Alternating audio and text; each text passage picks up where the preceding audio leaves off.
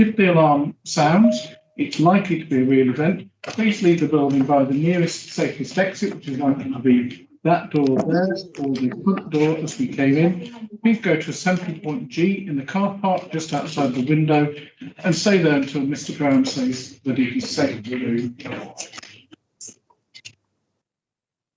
Agenda item number 2 is apologies for members away on either absence or official business. I have apologies from Councillors MacDonald, A. Wright, H. Phillips, Deakin, T. Clues, and Rose. We have substitutes as Councillors Jordan, D. Clues, Chambers. Are those apologies accepted? Yeah. Thank you. Councillors Jordan, Denise Clues, and Chambers, welcome to the meeting. Hope you enjoy it. You are all very well. Thank you, Chairman. Agenda item 3 is disposable pecuniary or non-pecuniary interests. Councillor Hayfield. 5A Coach Hotel. I've got it's just pushing down. I own property on the other side of the road, a bit further down. So, like noise and stuff. Whether that wants to be prejudiced with me going out, or whether I just keep quiet. Mr. Tobin. Chair, there wouldn't be a need to remove yourself from the room, but your proximity could give rise to a non-pecuniary interest in that matter. So I didn't quite understand that. Sorry, Go out. Yes or no? you stay in, so you're not required to leave. That'd be your choice to leave if you wanted to, but you're not required to do so. Just pull your mask up I'll so we can't see your facial gestures. Councillor Bell. Thanks, Chairman. Yes, item 5F. I've got an interest in a strip of land that's quite close to this development, so I'm definitely going to go out. Thank you. Councillor Jarvis. I've an interest in 5N. My daughter lives 2 doors away from that applicant. Don't advise of Mr. Tobin whether I should remain or stay. Again, you're not required to leave the room. This does give rise to a non-pecuniary interest in the matter. So take no part but staying. Yes. Okay, thank you. And Councillor Park. It's a matter of clarification, really, I think, rather than interest. There's an item coming up about the schoolroom scout or team warden. I was previously a member of the Neverside Trust, but ceased to be at the election, so I'm no longer a member of that trust. But I just want to make it clear that that's the case. So again, there's no current interest there. So we want to prevent you from taking that. Thank you. Item 4 is minutes of the meetings of the board held on the 12th of April and 23rd of June. Are you happy that I signed them as true? True and accurate record. Thank you. Seconded. Thank you very much. As that point of intentional voting. We now move on to the planning applications. The first one of which is applications number 648 and 683 for the Coach Hotel, 150 High Street, Coleshill. Mr. Martin Lynch, if I'm pronounced that properly, has indicated he'd like to speak. So, Mr. Lynch, if you stand by whilst Mr. Brown introduces the report. Mr. Brown. Right, thank you, Mr. Chairman. Let me start off by going through the slides. These are obviously from last time, but I'll quickly run through them to remind members of the case. The application site there is obviously outlined in red. The Coach Hotel with the Coleshill Hotel here. Lion Court, which is referred to in the report, is the residential property at the back here. This is also a residential property, and one of the objectors from there spoke last time. The application, as you can see here, is to provide an L-shaped hotel, well, bedroom accommodation as an extension to the hotel. You can see that there at the back of the property, and the car parking would be rearranged. Those are photographs of the existing situation which members saw on their site visit, although it was a little bit more overgrown when we actually visited the site. That's quite an old photograph of the rear of the coach.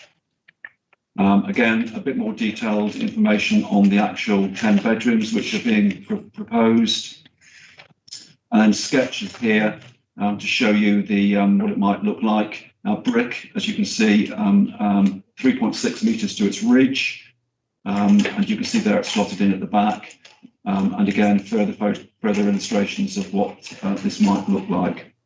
And again, follows that through.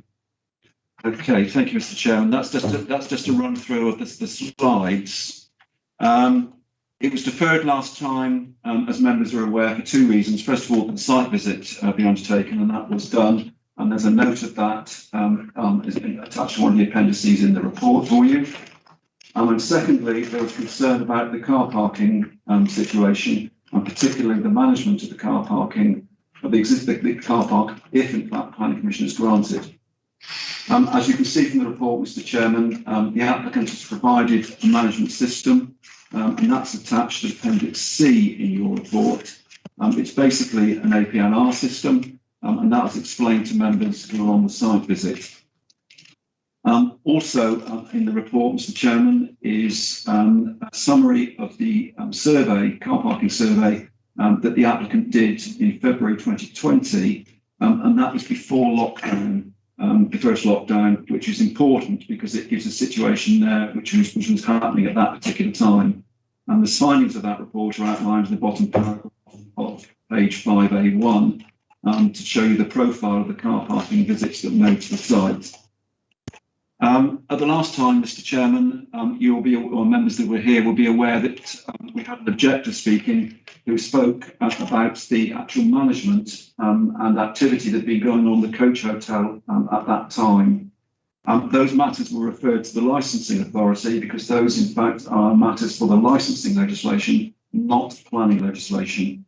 And therefore, I just want to remind members, if this issue comes up again tonight, that we are looking at the planning merits of the application for the proposed bedroom accommodation, not how the coach hotel operates or manages its business at the present time. There's a separate process for that, Mr. Chairman. I'll leave it at that, Mr. Chairman. Thank you, Mr. Brown. Mr. Mendes, welcome to the meeting. Mr. Tobin will now explain to you the rules for public speaking, and then allocate the time available to you. Mr. Tobin. Thank you. Good evening, Mr. Mendes. You'll be allowed a few minutes to address the board. In a moment, I shall tell you when the meeting starts, and then I shall give you a reminder when you have 1 minute remaining. Okay, thank you. Your 3 minutes starts now. Great. Hope you can hear me okay. Yes, very well, thank you. The Coach Hotel is part of Coleshill Town's is a part of the heritage of Coleshill Town Centre, dating back from the time when Coleshill was an important coaching town. There's been an inn on the site for over 200 years. The current owners have a plan for reviving and improving the hotel after years of neglect by the previous owner. Investment in the guest rooms is key to this and to providing a more sustainable hotel business on the site for future years. There's a strong demand for hotel accommodation in the local area, and the proposed developments, including Surf Park and the Eternal Wall of Answered Prayer, will draw new visitors. Coleshill should benefit from this opportunity, and the development of 10 new rooms at the Coach Hotel will help serve this need, creating employment and contributing positively to the local economy of the town centre. The proposed development occupies an area at the rear of the site which cannot easily be used for any other purpose.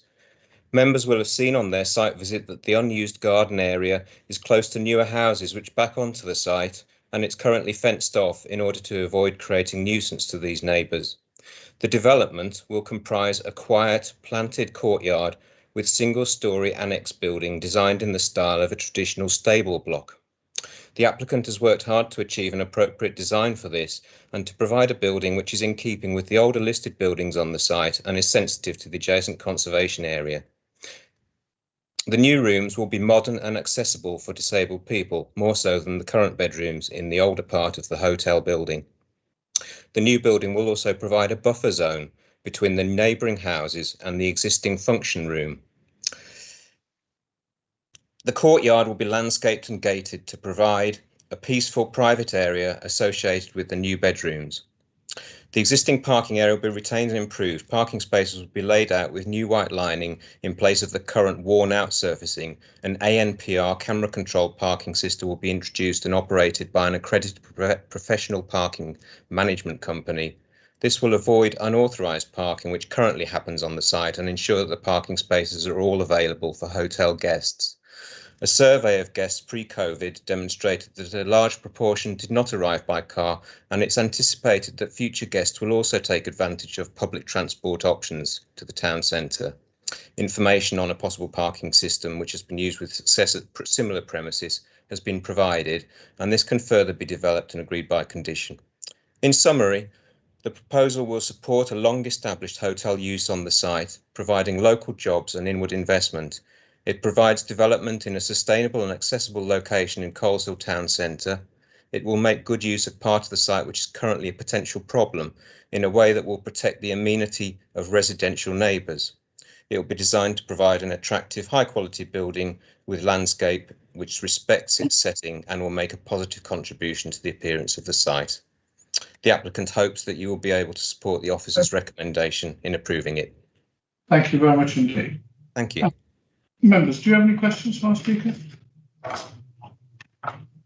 In which case, thank you very much indeed, Mr. Max. Thank you. Thank you. Members, over to yourselves. Who'd like to propose or speak? Councillor Jarvis? Thank you, Chair. It is working. Having been on the site visit, I think it's a very well planned out, very good use of the area, and I'll be quite happy to move the application. Thank you. Councillor Andrews? Well, I was going to do that, so I'm quite happy to second that application because I actually think it makes a good use of that space and actually does protect the buildings behind and will bring it to the pub, hopefully, into the 21st century in terms of what it can offer the town as an amenity. Thank you. Thank you, Lord. Councillor Martin? Having attended the site visit, I'd just like to support what Councillor Humphries and Jarvis have said. I think this represents an improvement to the site. I think it's I very much support the recommendation. Thank you. Anyone? Any other comments, members? In which case, it's been proposed and seconded. Let's move to a vote. Mr. Tobin. Chair, on this occasion, you need to show of hands, because we're now on the same chain, so that there's no need for a vote. Let's do it the old-fashioned way, members. All those in favour? And those against? That's unanimous. Thank you very much. The planning permission is granted. Chairman, before you move on to the next one, can we ask Mr. Tobin to speak up, please? He's barely audible at the chamber. Certainly, Chair, I'll do that. Is that slightly better? Yes. Chairman, are we using mics? I thought that was part of our COVID guidance, was we should use mics wherever possible so that we don't have to shout. I think we are able to switch them on quite easily. I think one can. Yes, we turn the mic mic if we're able to do that. Working. You have to flick the switch on the wall. Chair. Well, we'll carry on while we're checking that. So we now move on to application of the 2021/0190 for 19 Dorden Road, Dorden. Mr. Ritchie has indicated he'd like to speak. Mr. Ritchie, if you would, I don't know if you're moving to the Speaker's chair or staying there, but whilst Mr. Brown introduces the report. Mr. Brown. Right, thank you, Mr. Chairman. 19 Dorden Road, Dorden. So that members can be familiar with this. The application site is the red outlined area here. Dorden Road with the Polesworth School, secondary school back here, and Birchmore Road is up here. The application is for 2 bungalows at the rear of number 17. Dorden Road is down here. 17 is here. 19 is here.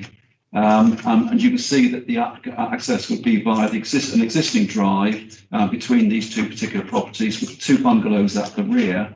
And the elevations, as you can see, are described above. Right, I'll go back into that one. Members undertook a site visit, and again, a report of that is indicated in one of the appendices attached to the plan. In this particular case, Mr. Chairman, whilst on site, a question was asked about the levels, because once on site, it was clear that there was a difference in levels across the site this way, with the site down here being lower than the site, part of the site up here. I volunteered to clarify what the situation was, and the message I got back from Mr. Ritchie, who presumably will hopefully raise this issue again when he speaks, was that it'll be a cut and fill operation. No material brought in, no material brought out. As you can see here, there's a slight difference in the ground levels of the 2 bungalows. This one will be brought up, this one slightly taken down. So I think it was Councillor Dervix that asked the question. That's the response I've had, but that may be confirmed later on, Councillor Dervix. In terms of the actual planning merits of the case, then members will know that the key issue here is that an appeal was dismissed quite recently for exactly the same form of development. 2 bungalows at exactly the same locations. Now, members in this situation would have to treat that appeal decision as a starting point, and therefore ask themselves, have there been any material considerations of sufficient weight to override that particular dismissed appeal? In planning policy terms, there clearly has not been, as the local plan has not yet been adopted. If it had been adopted, there would still be no material change in circumstances at this particular property. The only change that has been made, and members saw it on the site visit, was that there has been some treatment to the windows along here, because the inspector raised the issue of potential nuisance between cars going up and down here to the existing residents or the future occupiers of that particular property. That will be explained, I suspect, by Mr. Ritchie, but they have been treated. But in planning policy terms, there is no material change since the appeal dismissed, and therefore that's the reason, Mr. Chairman, while it is still recommended for refusal. Thank you, Mr. Brown. Mr. Ritchie, welcome back to the Council House. I'm sure you know the rules for speaking as well as anyone else does, but for the sake of good order, Mr. Tobin. Mr. Ritchie, as you've probably heard from the last speaker, you'll be allowed 3 minutes in which to address the board. I'll tell you in a moment when your 3 minutes starts, and then I'll remind you when you have 1 minute remaining. Thank you very much. Thank you. Your 3 minutes starts now. Thank you. Just a quick thank you to members and Chairman for allowing me to speak, and also for finding the time to visit the site. There's a long history relating to this site, and the last application was resubmitted at the request of some of the members, so I'll be brief.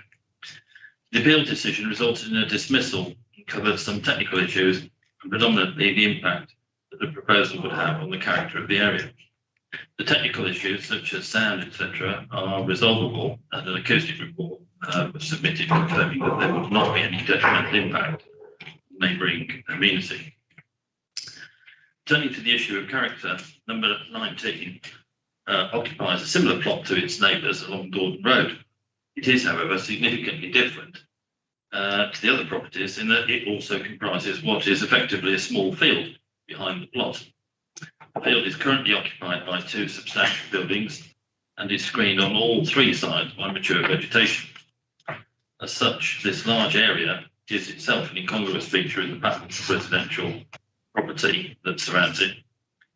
The presence of the school is also an alien element in what is otherwise a road dominated by linear residential development.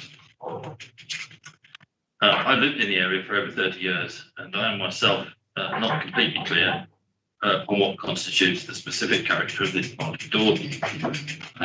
The applicants are no longer able to manage this large area as an extension to what is already a similar sized garden to others that are already fronting onto Dordon Road. Following the visit to the site, no doubt the members will have their own views on the impact or otherwise of the proposal before them. Thank you very much. Thank you, Mr. Ritchie. Members, do you have any questions while speaking? I just have one, Mr. Ritchie. Could you tell us a little bit more about how the window will be treated? I'm particularly conscious of the inspector's report. Yeah. Talking about amenity for the occupiers of the existing house. Yeah, thank you. The windows that are on the side gable which faces the driveway are actually there are additional windows on the front and back of the building. So those rooms actually benefit from windows on the sides and on the back. So effectively the intention is to isolate those windows that are on the gable facing the driveway, so that they would be obscured and secondarily glazed, so there wouldn't be any sound or visual input from any traffic going up the driveway. Driveway, as you know, already exists, and in fact leads down to a couple of substantial buildings that already exist on the site. Thank you very much. Members, any other questions? Thank you very much, Mr. Ritchie. Members, over to you. Councillor Humphries. Well, Chair, I've been to the site visit and I've been there before.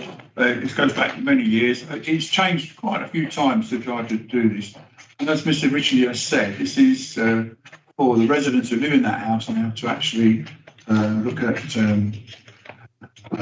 moving into a much more suitable house for them. And I'm actually minded to support this. Thank you. Councillor Parsons. I share Councillor Humphries' view actually, and also I'm puzzled as to how this development doesn't fit in with the area, because it seems to me that a lot of development has occurred in a similar way. You know, having visited the site, I believe that the 2 rooms is a reasonable number to be put on that plot, and you know, seems to be perfectly workable. Councillor Chambers. Thank you, Chair. I just, I went to the site visit, as you know, and it struck me how similar this application was to one that had been turned down earlier by the planning board in relation to exactly the same sort of L-shaped configuration, bungalow at the back of New Street. And the planning board took the view then that it should be refused. That has gone to appeal. So I'm afraid I have to support the officer's view, which is, given the previous inspector's ruling on the appeal, given the need for consistency as a planning board in terms of how we approach this concept of design, access, additional traffic, entry onto a road that's close to a school, more vehicles and so on, I'm afraid I reluctantly have to support the officer's recommendation here. Thank you, Mark. Councillor Derricks. Thank you. I have to agree with that view, Craig. I can't see anything, couldn't see anything from either the report or the site visit that is materially different from the facts that were before us when we made the original decision, which was backed up by appeal.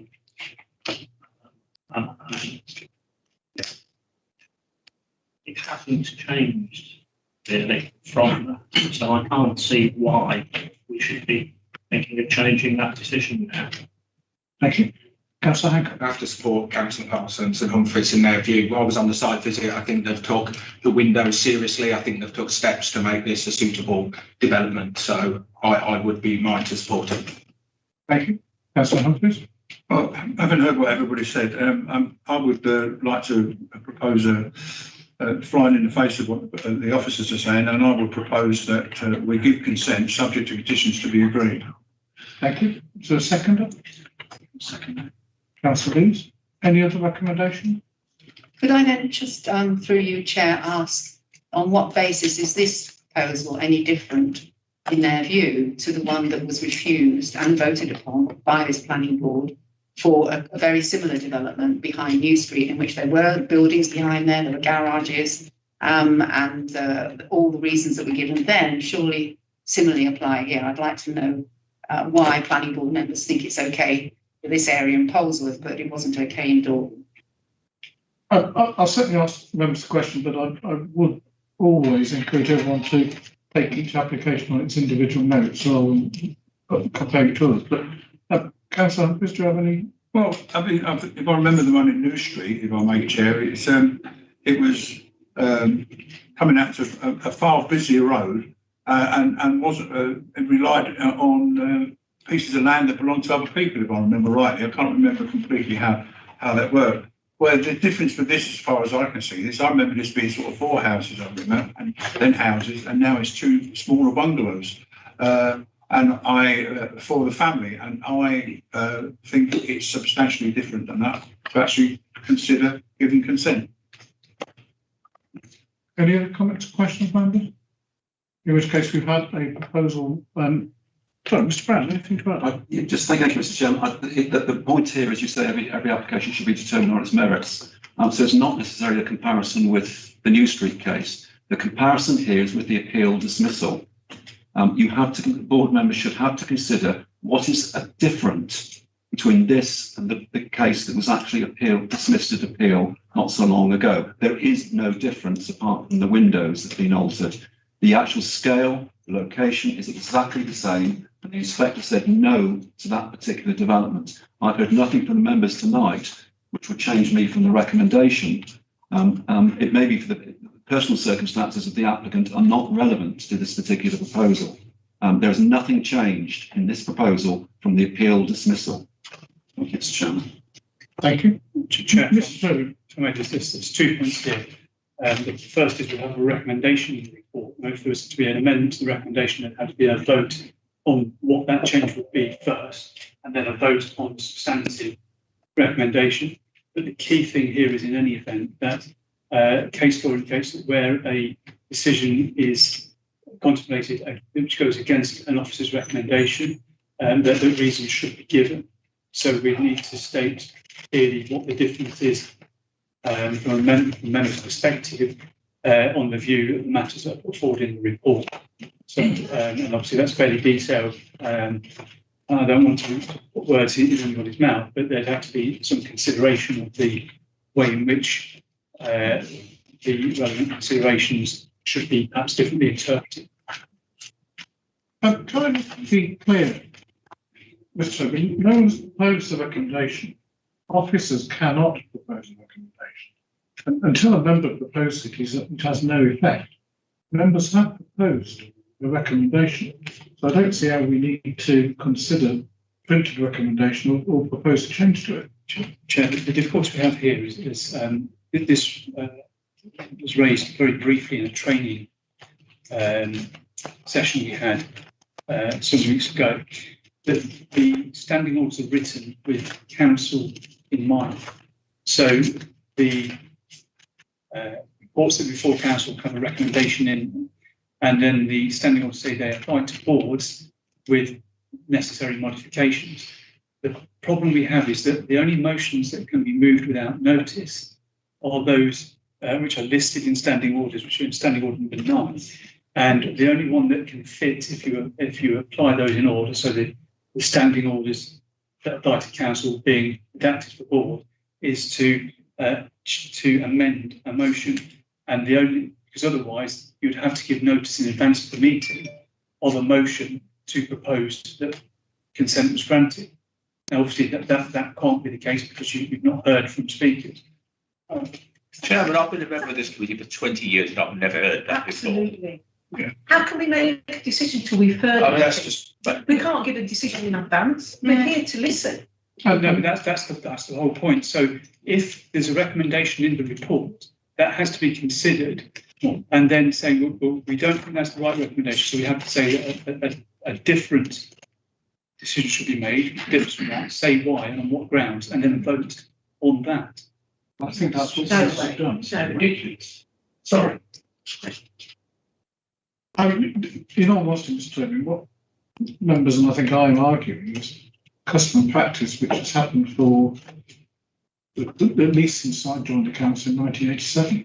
But even if you take it from that point and say, well, if custom practice dictates that to be the case, we still need reasons. And case law said that. So how do you get to that point? You need reasons. So we have to say we have a recommendation which says to refute for particular reasons, but then you still need to say, well, that in our view is not the correct decision, and the correct decision is to grant, and then the basis on which you would grant. Because we have to give reasons. The case law is not clear. But Mr. Brown doesn't give reasons in his recommendation. It does. It does substantive. It goes into detail. But there's a report, 5B37, but there is no reasoned argument in the recommendation. 5B37. Yeah, I do wonder why we're here. I'm not just here to endorse recommendations. I mean, that's just, we might as well go home. Chair, that's not the point I'm making. I'm not saying you're here to endorse it, but if you're saying that a different decision has to be made, we've got on page 37, the recommendation planning is refused for the following reasons and set out some detail. And clearly, if members' views that those are wrong, then they have to say what is right, and therefore substitute those reasons for the basis of making that decision. Which is basically what we've done in the past. Yes, I mean, It's the same. So I don't see what the argument is. You know, we have to give reasons, and we've known that for a long time. We haven't heard the reasons for changing that recommendation so far, isn't it? Okay, Mr. Brown, please take notice on every application after this one. I will follow this through and require you to give reasons on every application where you are recommending a course of action. And I don't see it on the other applications. So, members. It is on this one, it's not on every other one. Councillor Parsons. Thank you, Chair. I'm looking at the appeal, and I mean the main issue.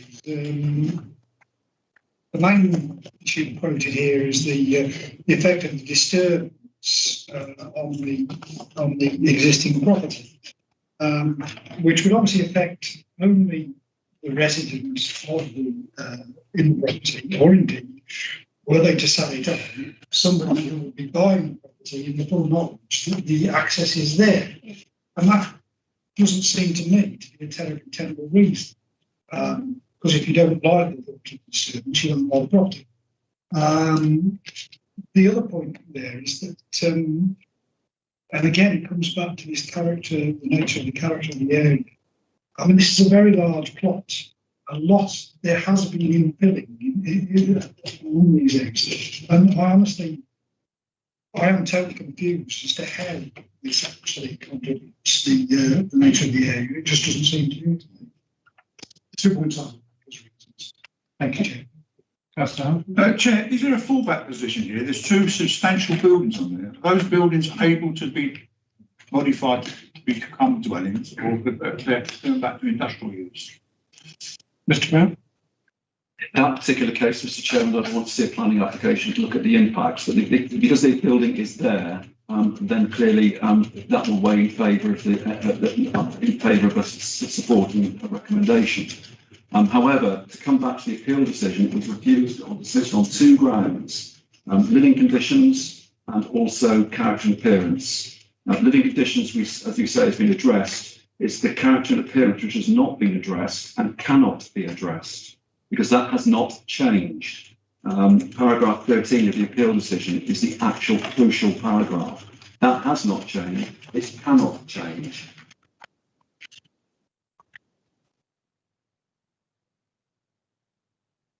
Members, my instinct is that we are approaching an impasse in terms of the advice that will be given. As such, I would move that we defer this item for further legal guidance and make a decision at our next meeting. I'll second that. See those in favour? Any against? Thank you very much. That item regrettably is deferred. We now move on to application number 342 for land opposite Badsley Farm, Lower House Lane, Badsley End. We have a speaker on this item, Mr. Dickinson. Mr. Dickinson, if you could stand by, and Mr. Brown introduces his report. Mr. Brown. Thank you, Mr. Chairman. If I can get this to move forward. I can't at the moment.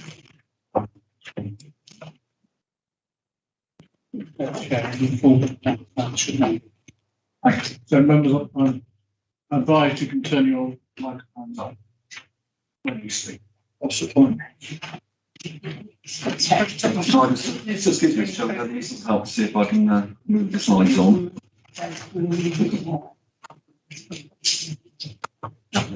What we said. What's the point?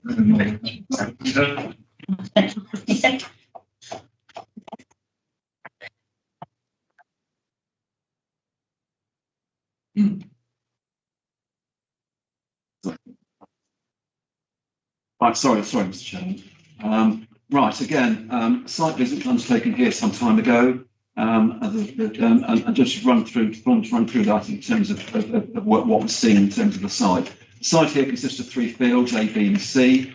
Lower House Lane, as you can see, runs down here with Basley Farm across here. This is the existing access into the site, all 3 fields, and this is where we parked the site visit to have a look.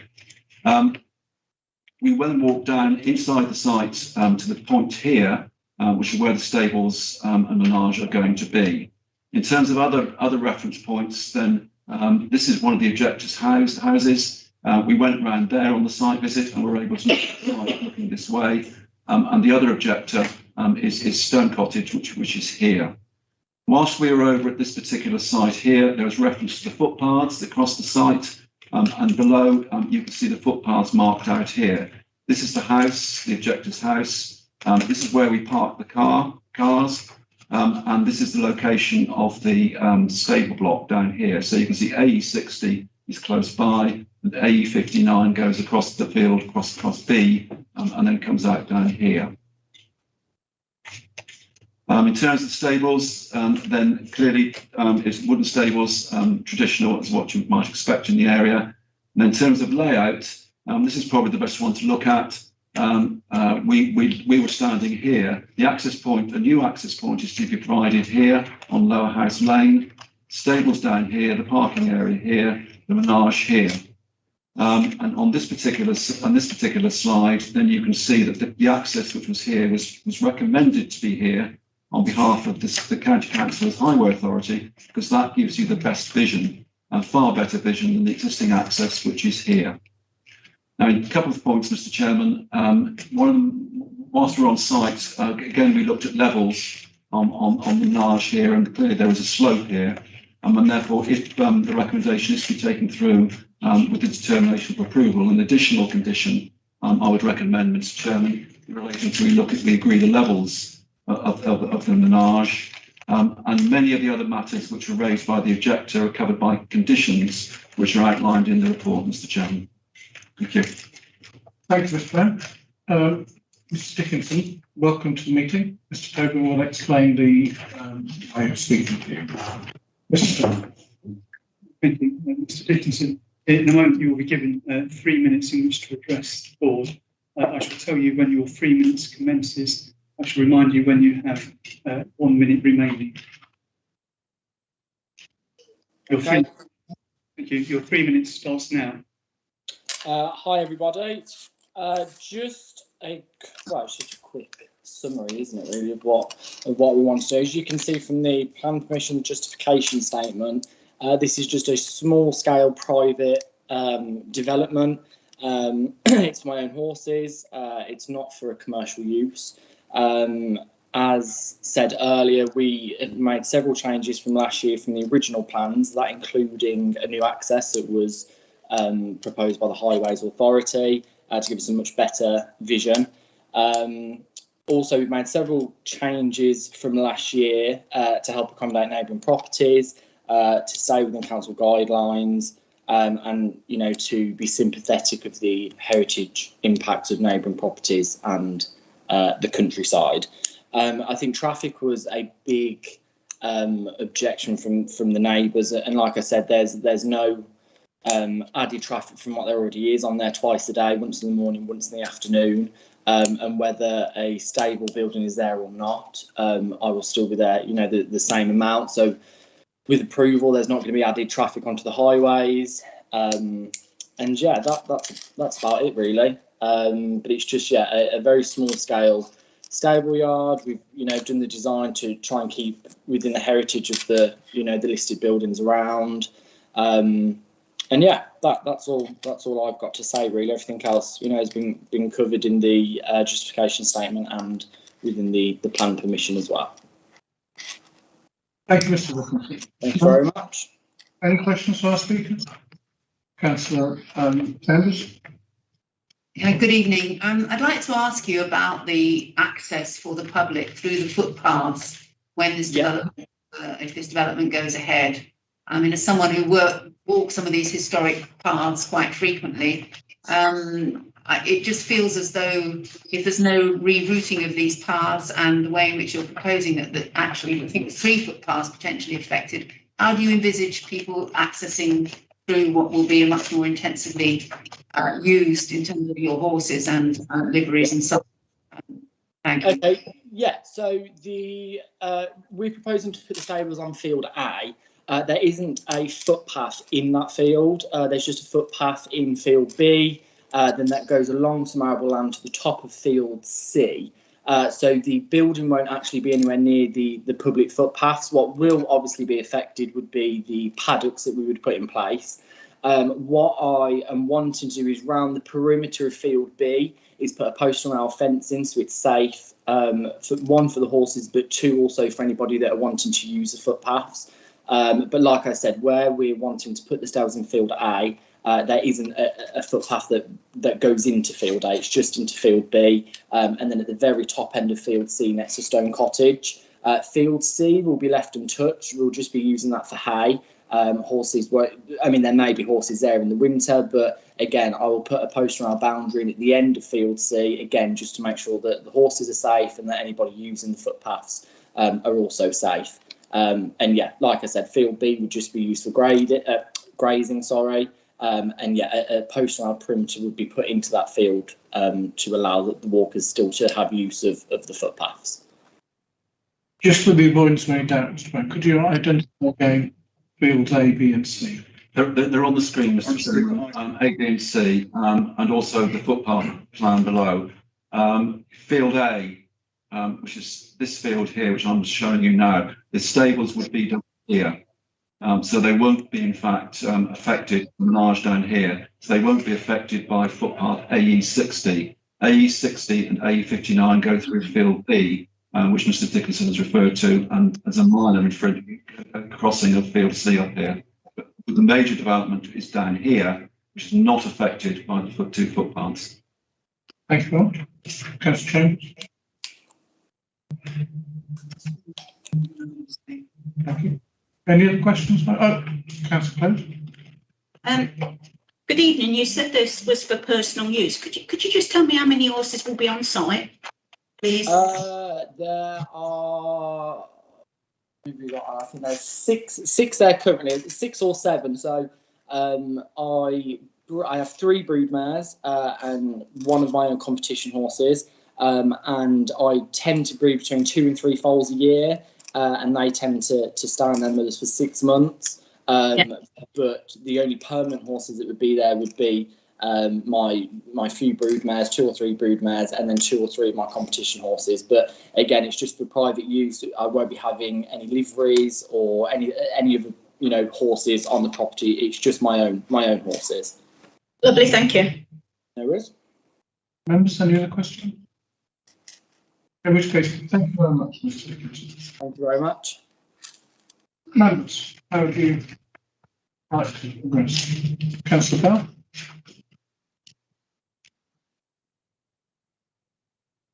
Thank you very much, Chairman. I assume it's safe to speak as I'm going to support the recommendation. So I went on the site visit and I actually said that it seems a really appropriate use of the space, and I can't see that the proposed development of the Menard or the station is going to impact on anyone in the area. So I'm quite happy to propose the recommendation. Councillor Hayfield? I'll second it. Councillor Jarvis? I'll read Councillor Hayfield seconded. And Councillor Booth, you're all seconding. So, right. Any other comments, Councillor James?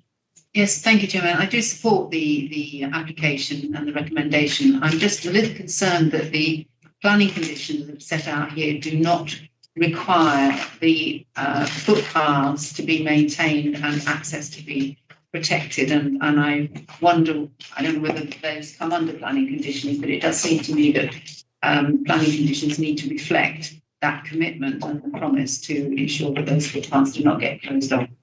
That should not be an issue, Mr. Chairman. If planning permission is granted, then I would clearly support a condition relating to the footpaths. There will have to be a note in any event to say the footpaths shall not be obstructed, but we can get some details about how they're going to be protected. So essentially, we could add a condition. Thank you. Any other questions, members? Just for the sake of good order, Mr. Brown, can you tell us what the reasons for your recommendation are? I don't see any printed here. There is Mr. Chairman. Do we need to include that in the recommendation, Mr. Tobin? Yes, do so, Chair. I'm just clearly trying to follow your advice. Well, we have the report, which you've considered, which gives a conclusion at paragraph F on page 5C56, which is what Mr. Brown's just referred to. You can specifically refer to it if you wish to do so, but having considered the report and followed the recommendation, I think it stands to reason. I thought it did in the previous one too. So, members, it's been proposed and seconded. The reasons are that the application is in line with the development plan, and that's printed in the report. Can I see those in favour of the recommendation? And any against? Thank you very much. That's carried unanimously, and planning consent is granted, subject to the conditions printed, plus the additional condition that Mr. Brown will add. We now move on to application number 151 for land at 115 Victoria Road, Hertford. Mr. Timothy has indicated that he'd like to speak, so if you could stand by, please, while Mr. Brown introduces the report. Right, thank you, Mr. Chairman. Just run through a couple of slides first. 115 here. It's not a very wide plan, but the junction with this is Victoria Road along here, by the way. The junction, the crossroads junction with Moor Road, School Hill, and Church Road is literally just about here. Number 2 faces that junction, so it's the first detached house on the left-hand side as you go down Victoria Road. Substantial detached house, and this will become a parking area, as you can see. And the internal layout, effectively ground floor, first floor, and a proposed second floor to provide some sleeping accommodation. So that's the only plan we've got, Mr. Chairman. Just come out of that. The importance here, Mr. Chairman, is that this proposal is acceptable in principle. This is an acceptable location. It's a sustainable location. It's in the heart of the village. There are schools, surgeries, doctor surgeries, and shops, and quite close by to this particular site, and a very frequent bus service. So therefore, it is entirely in a sustainable location. Of note, Mr. Chairman, and this is quite important, is that the existing lawful use of the property is as a dwelling house. And a dwelling house has a particular definition in planning legislation under the planning regulations. And those are spelled out quite in some detail in the report on page 5D64 in the introduction section to the observations. A, B, and C, as you can see there. So a dwelling house in planning terms, as may be expected, is a dwelling house lived in by a single person or a family. And that includes foster families. And a family can obviously be a mother, father, and 4 or 5 children. And there's no age, obviously, limit in that definition, as you can see. The second definition is up to 6 people living together in a single household and receiving care. So supported housing schemes, and such as for people with mental health issues or learning disabilities, that is within the lawful use of a residential property. Then finally, at the top of the page, up to 6 people living in a single household, which does not fall within a house of multiple occupations, which is what this is, such as a religious community. So you can have student accommodation is effectively a household, so you can have 4 or 5 students living in a house, and that's still classified under planning as a house, as a dwelling house.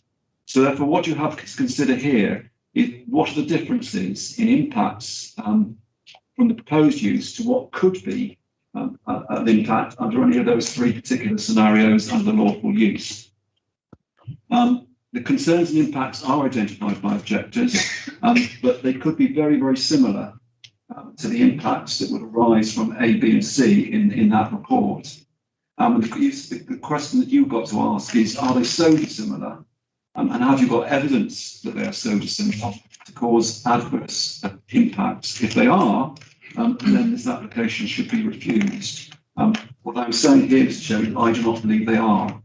There may well be impacts, but I don't think they're materially different to anything that might arise under A, B and C. To a certain extent, mitigation of impact can be covered by conditions, and you'll see from the conditions that are recommended, condition number 3 restricts its use, and condition number 4 restricts the numbers of the children that are there, and also the age groups as well. So conditions 3 and 4 are quite important. Again, Mr. Chairman, the very first item this evening, we talked about the parallel regimes, the planning regime and a licensing regime.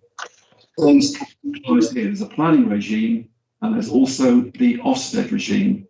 So if there are issues to do with the management or operation of this particular use, if it does get approved, that is the procedure, and that is the agency that will deal with any particular issues.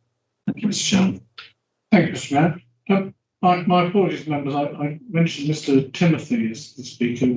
We take the objector first. So if you wouldn't mind, Mr. Timothy, Andrea Radford has indicated that she would like to speak.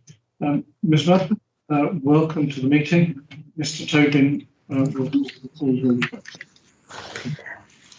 Okay, good evening, everybody. Thank you for giving me the opportunity to voice my objections. A moment, please, just to confirm, in line with the speakers, you have 3 minutes to speak, and I'll give you, in a moment, I'll tell you when that time starts, and I'll give you a reminder when you have 1 minute remaining. Okay, that starts now. Okay. To introduce myself, my name's Andrea Radford and I have lived in Hartsell all of my life. I'm one of the immediate neighbours of the property 115. In fact, the property overlooks mine substantially, with the windows being a mere 1.5 metres away from my lounge and my bathroom. I would like to object to the change of use from a family dwelling to a C2 home for children / young adults for the following reasons. The planning statement actually describes the detached dwelling, however neglects to mention that many of its windows, again, as I've said, overlook my property, but not just my property. They clearly overlook a nursery and they also overlook the infant school. So that all privacy is compromised to both neighbours and to the schools behind. Strategic objective 7 is to protect and enhance the quality of the natural environment, but I'm not sure how that's applicable and relevant to the application. Extra parking, it clearly implies extra vehicles several times a day. This includes 4 to 5 non-clinical visits, and that doesn't take into consideration the staff that have actually worked there. So we're looking at 10 possible visits per day.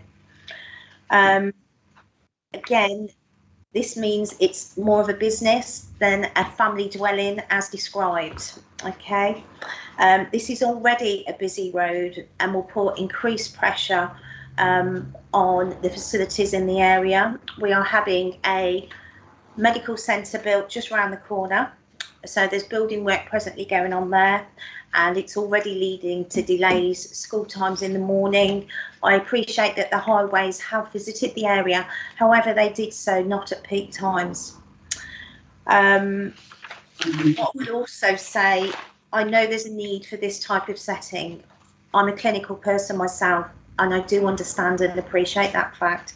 However, there's also been 40 self-contained rooms 2 streets away for children requiring rehabilitation and recovery. So this is not a building on its own. I would say because of the increase in traffic, it also increases the risk to pedestrians and school children as they walk to school in the morning.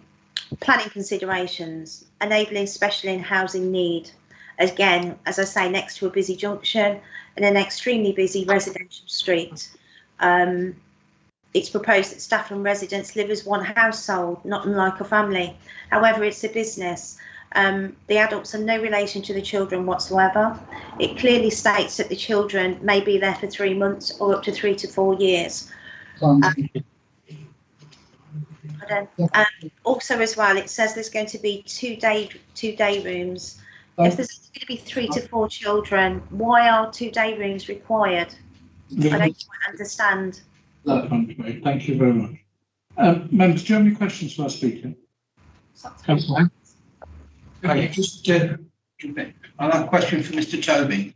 What can we? Area is related to me. Do I need to declare an interest? I was not aware of that prior to the meeting. The question is how close the relationship is and whether. My cousin's daughter. Sorry. My cousin's daughter. So if you believe that therefore a decision could have more impact on her than it would for an ordinary member of the public, then I'd say yes, you have an interest. Yeah, okay, I'll declare the interest. Sorry I didn't declare it earlier, but I wasn't.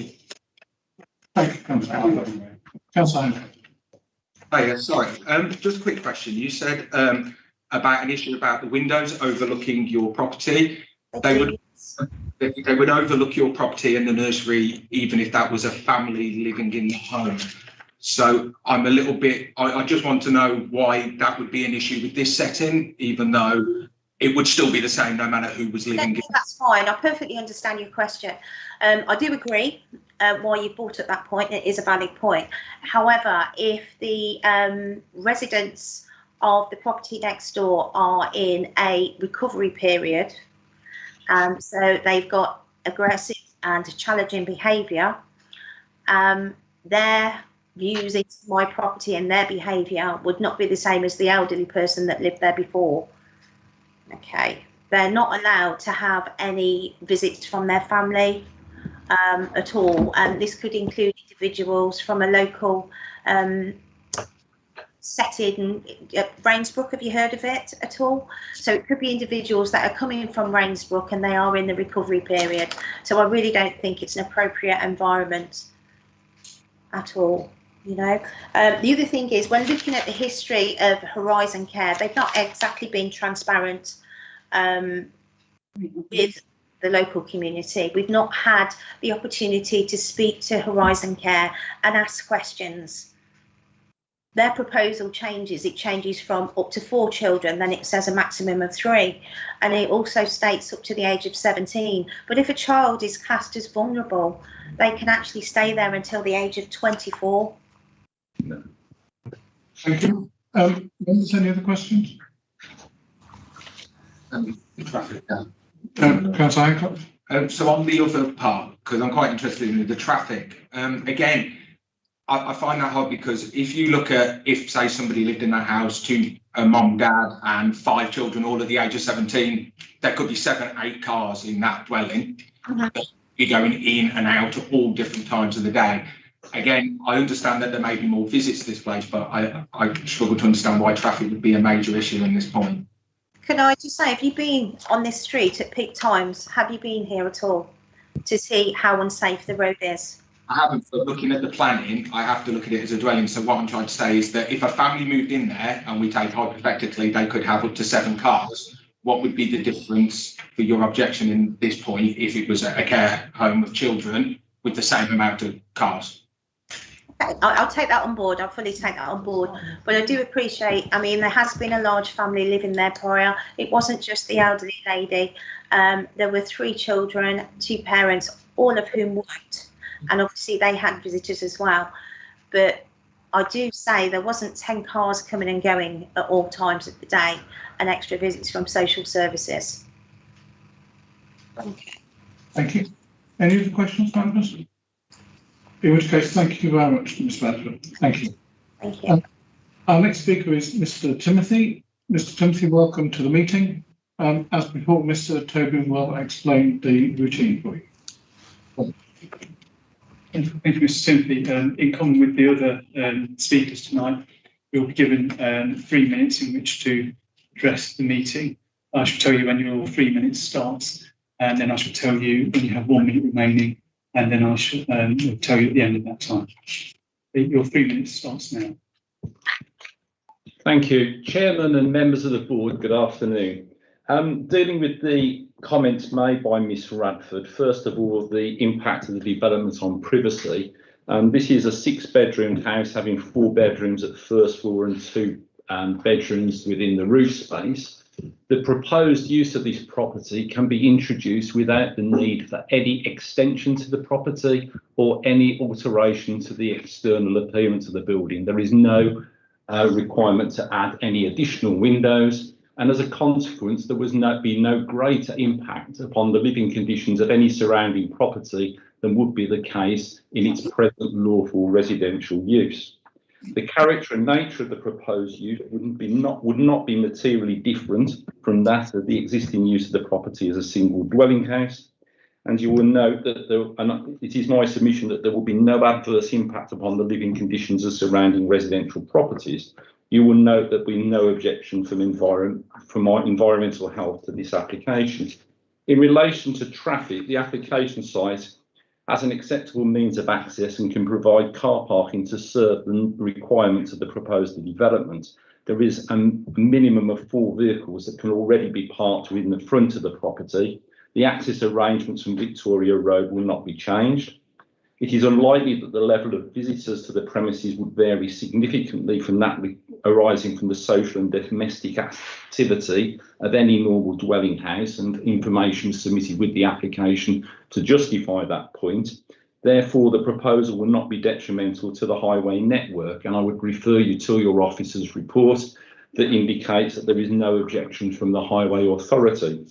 As Mr. Brown indicated in his introduction, the premises would be regulated by Ofsted. They have the ability to remove the registration. The site cannot operate as a young person's home without an Ofsted registration. Furthermore, conditions are proposed by your officers, which are supported by the applicant, to restrict and control the use of this property. All of those conditions are acceptable to the applicants, and those conditions restrict occupancy to no children greater than 18 years in age and no greater than 4. So all of the concerns that were raised by Ms Radford can be allayed and can be mitigated against through the use of appropriate conditions. As Mr Brown indicated to you, the proposals are wholly in line with both the policies contained in the framework and those contained in your local plan. And for those reasons, I would ask you to grant planning permission subject to the conditions recommended by your officers. Thank you very much. Thank you, Mr. Murphy. Members, do you have any questions? Councillor Bell.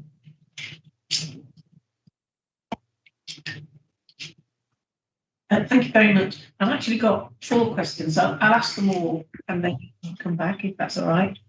So the speaker was saying that Councillor Bell, could you press the button? it is pressed.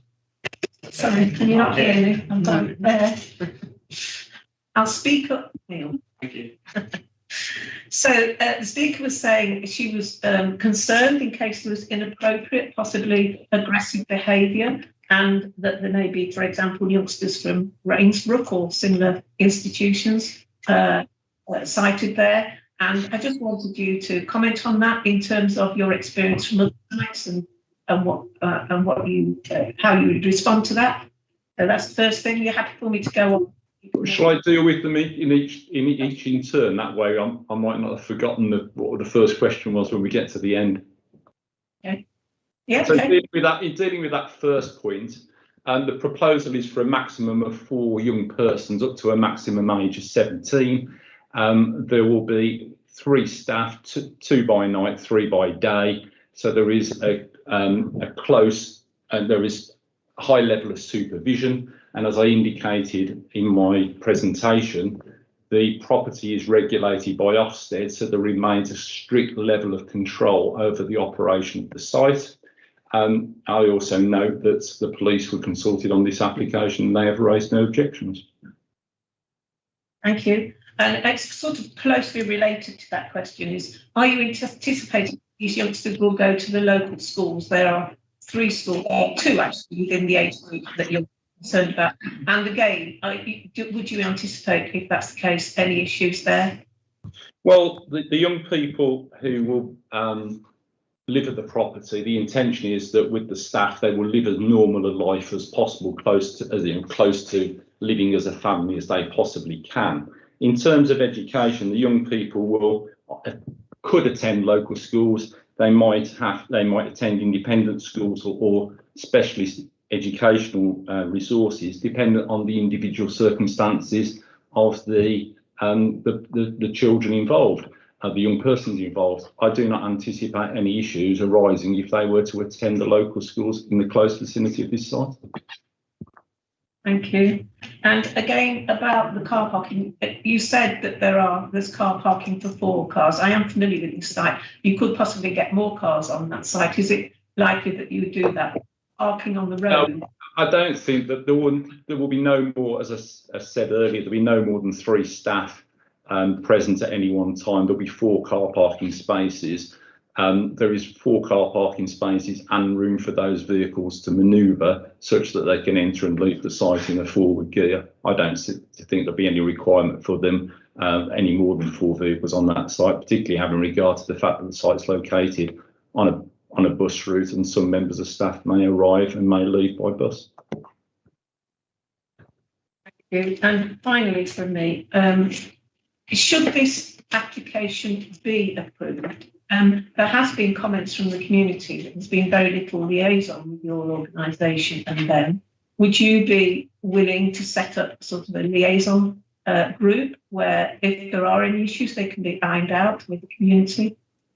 I've always found Horizon, who are my clients, I don't represent them in terms of I'm not a member of their staff. I've always found them most obliging and most willing to do so. So I would expect they would have no qualms whatsoever with meeting with local residents to allay their concerns and to maintain a working dialogue. Thank you. Thank you, Chair. Thank you. Reading from the proposal here, it says that it's that you are proposing to provide a home for 4 young people between the ages of 8 and 17, and these are vulnerable children.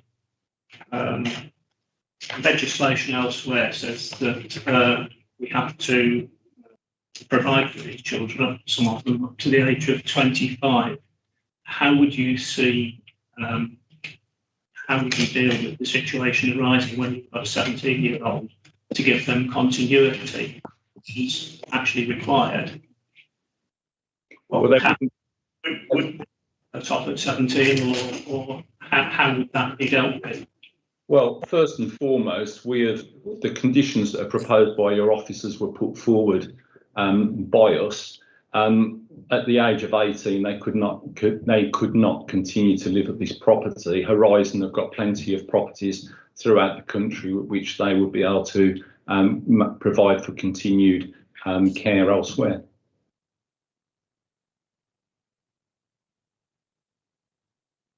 Councillor Parsons. Thank you, Chair. Just a very brief question. Your outline of staff provision is 3 during the day and 2 at night, which seems perfectly adequate to me. What I would ask, though, is in your experience of your dealings with Horizon Care, how resilient are these staffing levels? Have they been able to maintain staffing levels in the event of illness and the like? Are they that scale of organisation? They are. They're a nationwide. Although I'm based in Lichfield, relative local to you, this is probably as close to home as I've done one of their homes for them. I do them all around the country. They are a large. They are a large operation, and they would have sufficient staff to meet their requirements. If they can't meet their requirements, they're not fulfilling their Ofsted requirements, and they run the risk of losing the licence. So they are responsible and will ensure that they are adequately staffed at all times. Mr. Thompson, sorry, I was a little bit thrown by your answer earlier, and it's perhaps just me not understanding properly. I just appreciate a little bit more clarity over what will happen if a resident gets to their 18th birthday.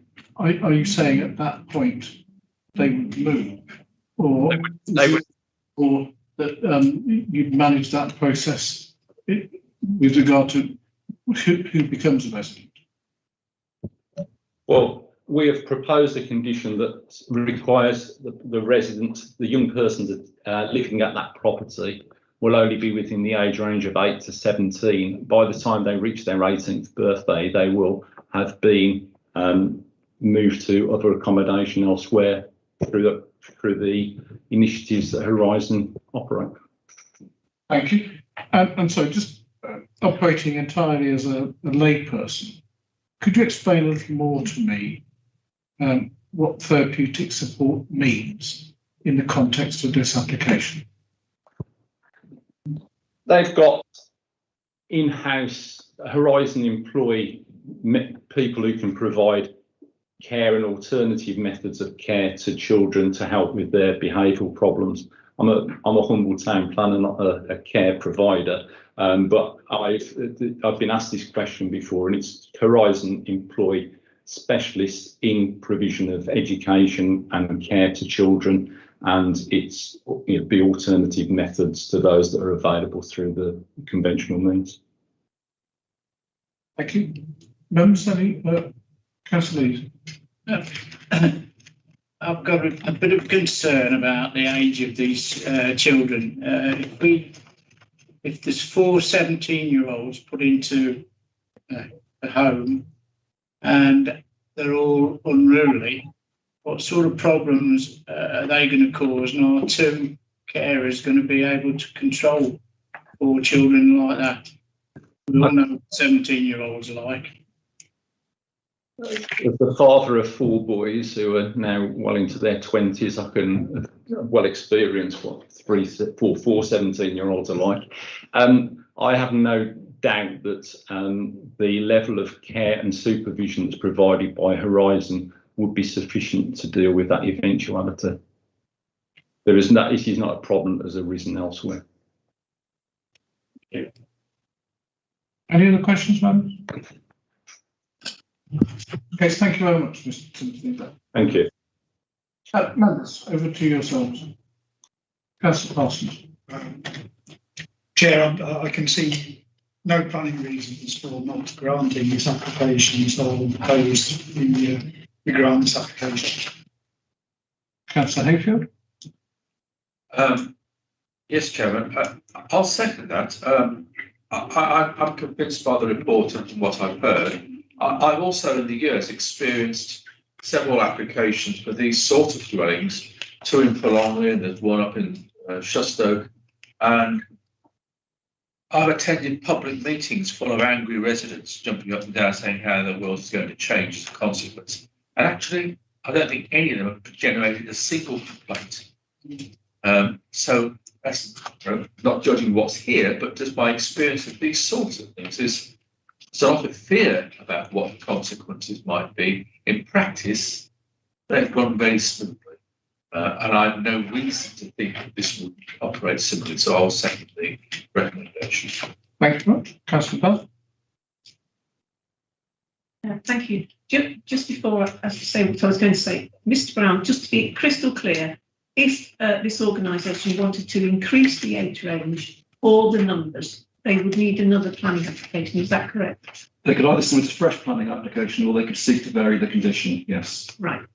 Thank you. So just say that's changed. And then I just want to go on to say, this is quite tricky. I'm very aware of the residents' concerns over this. And they may or may not come to fruition if this is approved. However, I think the strong argument that we've got is that this is a 6-bedroom house, and if a private family came into this house with any age of children and any number of children, we would have no control whatsoever over what happens in that house. And here we've got an organisation that has got staff that are experienced, and we've also got Ofsted who will oversee it. So it's a really delicate balance, because I think, as I say, that the residents are concerned. It is close to schools. We obviously don't know whether these youngsters will go to the local schools or not. And it is a very busy junction that they are in. The road it's on is really busy, and at school times it's impassable. But there again, we've got the highways report that says there's no objection. So it is really concerning.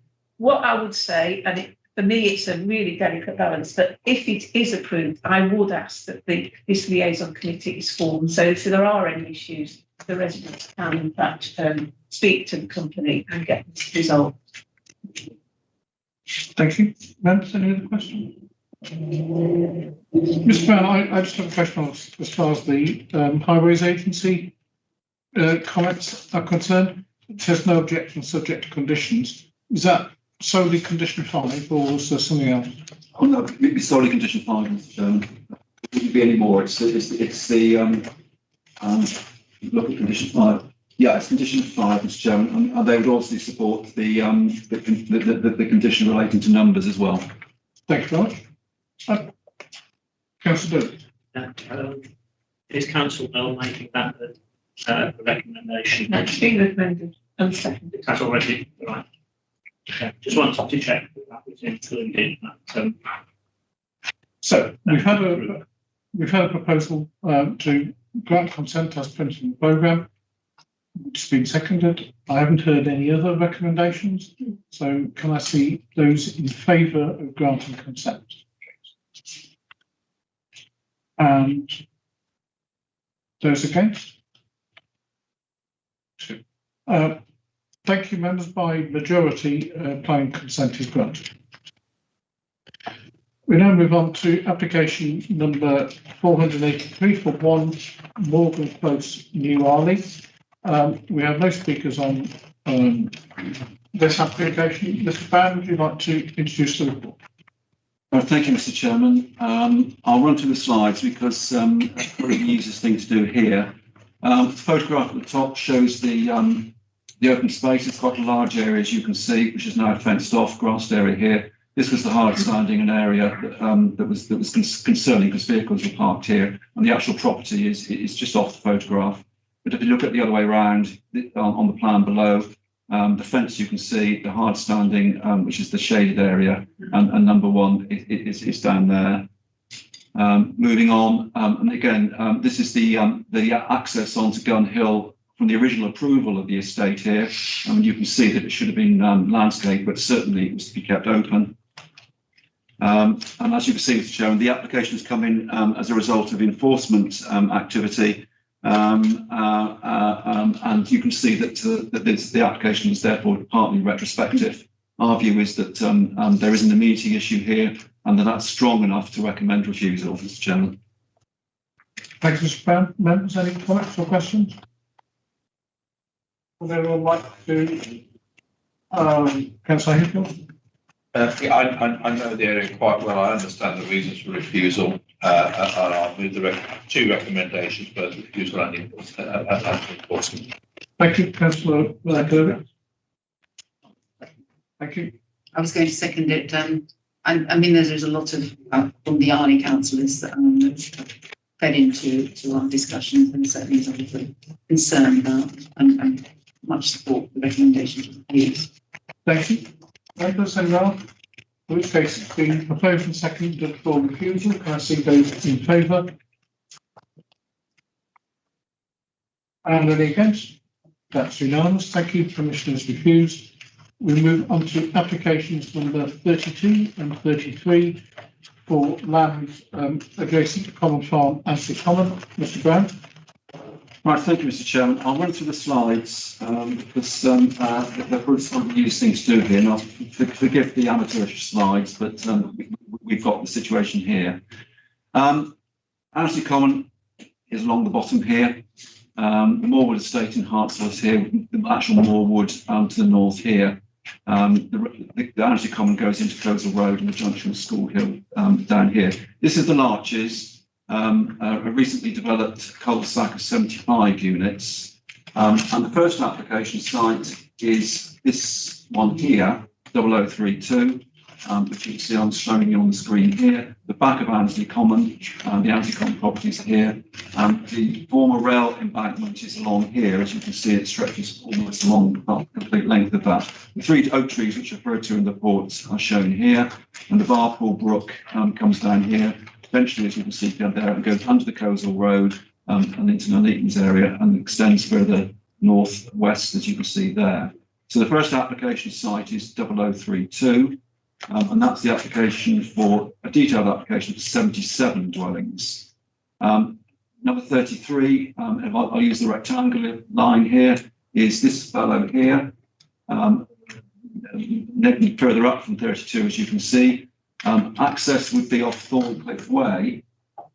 There's a small substation, a small car parking area, but a new access would have to be created here off Thorncliffe Way, which comes onto Annesley Common here. 0032, the access would be through the Larches, so extending the cul-de-sac, which would then make around about 150 units off this cul-de-sac here, which comes down, off this access here, which comes down to Annesley Common, and 150 is the maximum number that the County Council would normally expect off a cul-de-sac. If members know Common Farm, then it's there. And again, the dotted lines are the footpaths which cross the site like we had a few minutes ago.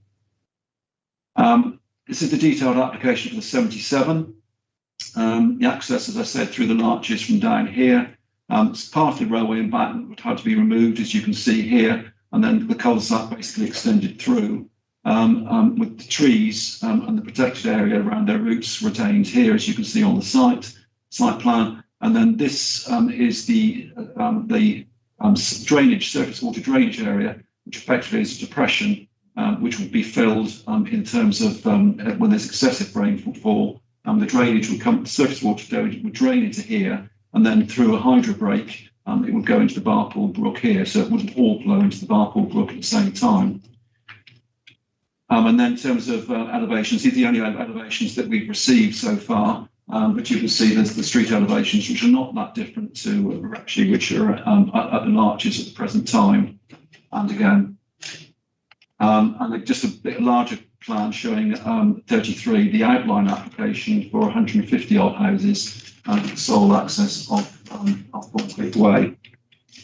And the access, as you can see there, off Thorncliffe Way would be between a couple of houses. And this is the area where there's the electricity substation, as you can see on the plan here, and 4 or 5 car parking spaces, which for the residents, which would have to be relocated, but the access would then go into the site, as I've shown you before.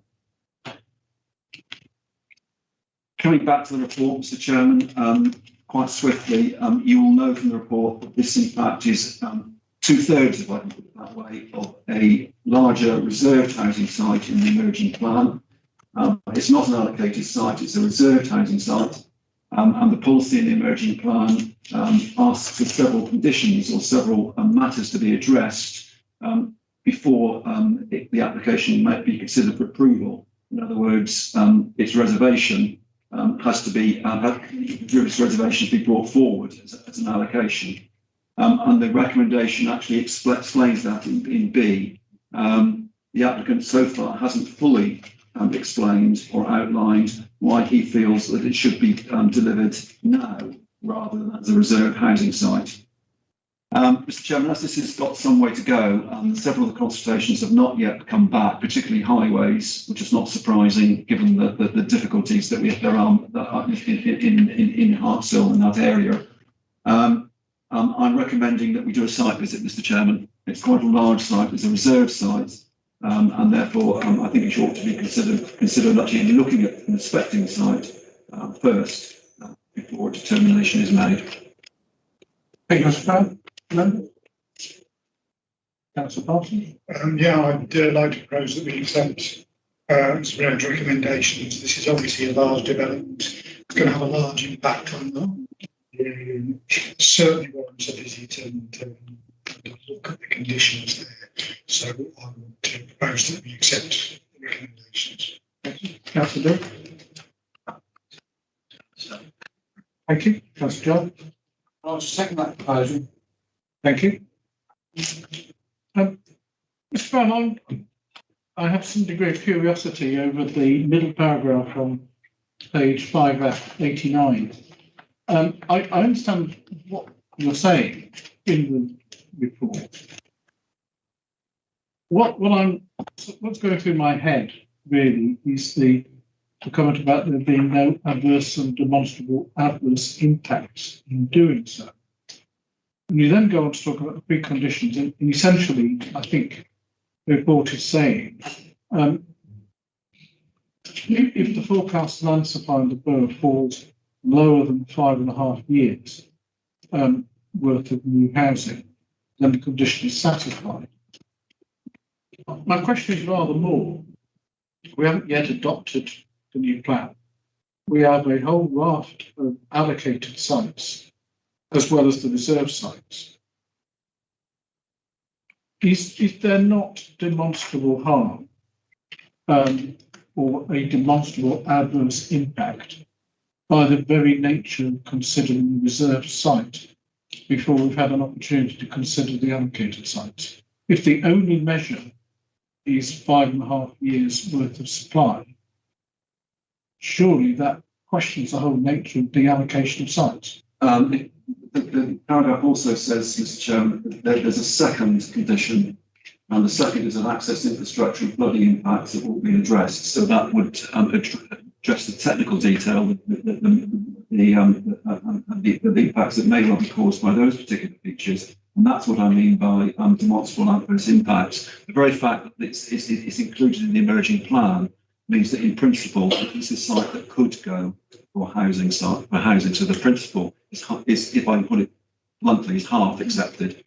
I'm with you on that, Mr. Brown. I just thought the whole nature of having allocated sites and reserve sites was that we consider the allocated sites first and thereafter looked if there had been an issue with the allocated sites. Yeah, but the actual policy in the local plan, emerging local plan, does indicate the conditions under which this reserve housing site should be considered, and those aren't fully explained by the applicant. And one of those is why now, which is I think the point you're making. It is, yeah, absolutely. Thank you, Mr. Brown. Members, any other comments? In which case it's been proposed and seconded that we accept the recommendation. I see those in favour. And any against? That's carried unanimously. Does that include having a site visit early on, or do we wait till there's a proper application? My instinct is that I would wait until we had the information, and I'd like the site visit to be contemporaneous with the board making a decision. Thank you, Chair. We now move to application number 621 for 22 Maypole Road, Wharton. We have two speakers, Mr. Clark and Father Philip Knoll, who indicated they'd like to speak. Gentlemen, Mr. Brown will introduce the report and we'll agree to speak. Thank you, Mr. Chairman. This is obviously referred back to you. The matter went to an earlier planning board and it was referred for a site visit. Let me just run through the plans again. Now this primary school is here. The access is up through here to the former scout house, to the back of number 22. It's here where the post-conversion lies, with the car parking here. Again, those are existing elevations of the scout hut, and then the proposed following conversion.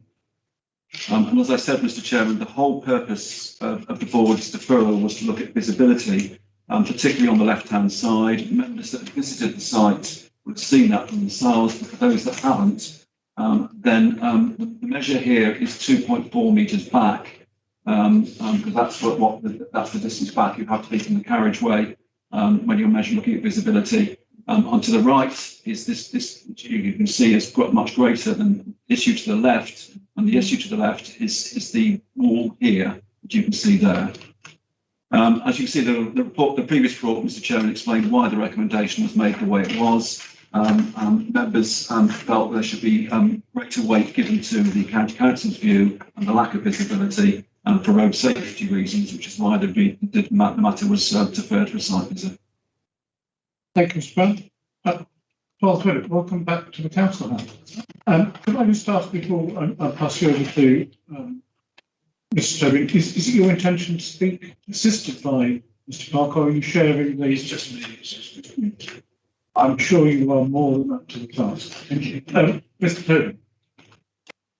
Thank you. As you've probably heard from the speakers tonight, you're allowed a 3-minute period to address the board. I'll tell you in a moment when your time begins. I'll tell you when you have 1 minute remaining, and then when your time's finished. Your time starts now. Thank you very much indeed. It's lovely to see your proceedings, and thank you for welcoming me.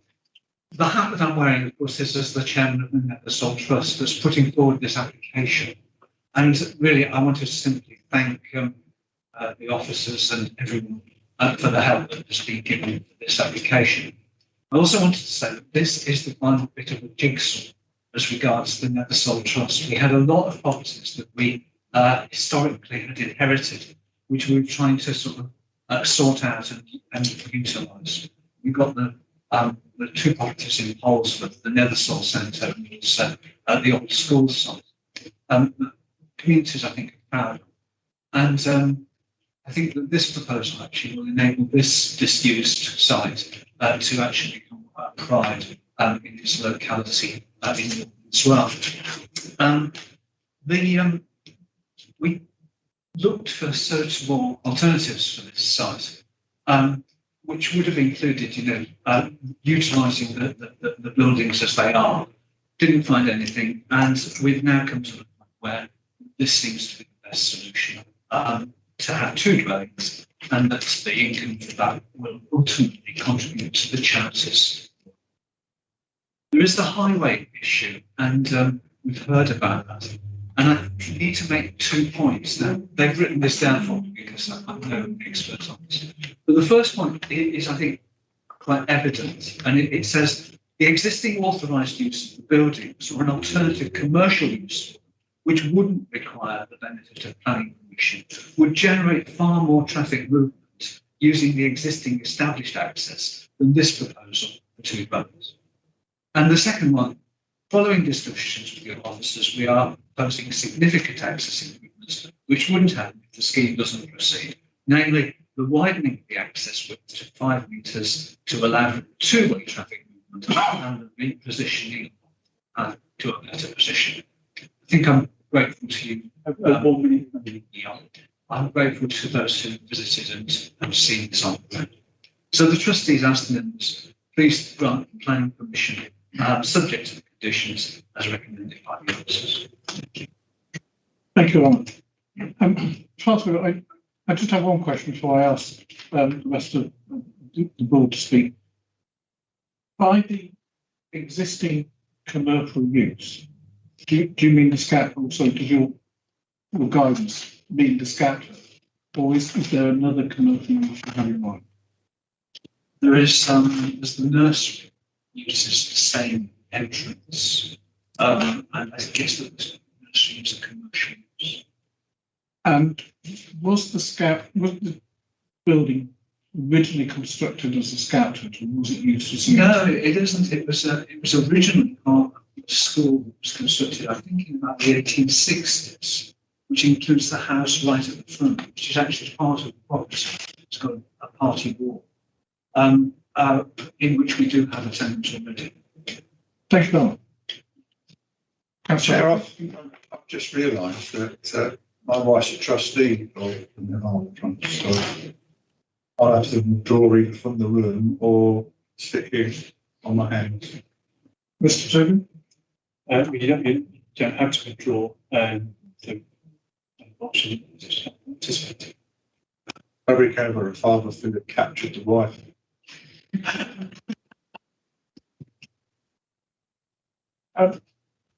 Any other questions for our speaker? No.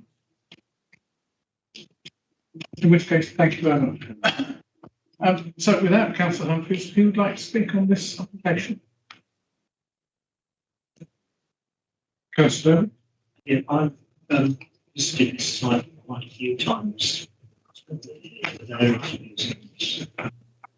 The nursery is being used there now. It's a big improvement on what's happened before. You see, this is a sort of underused corner of the village. The access to that facility for small children is quite rough. I would see this as an opportunity to actually improve the access for those children.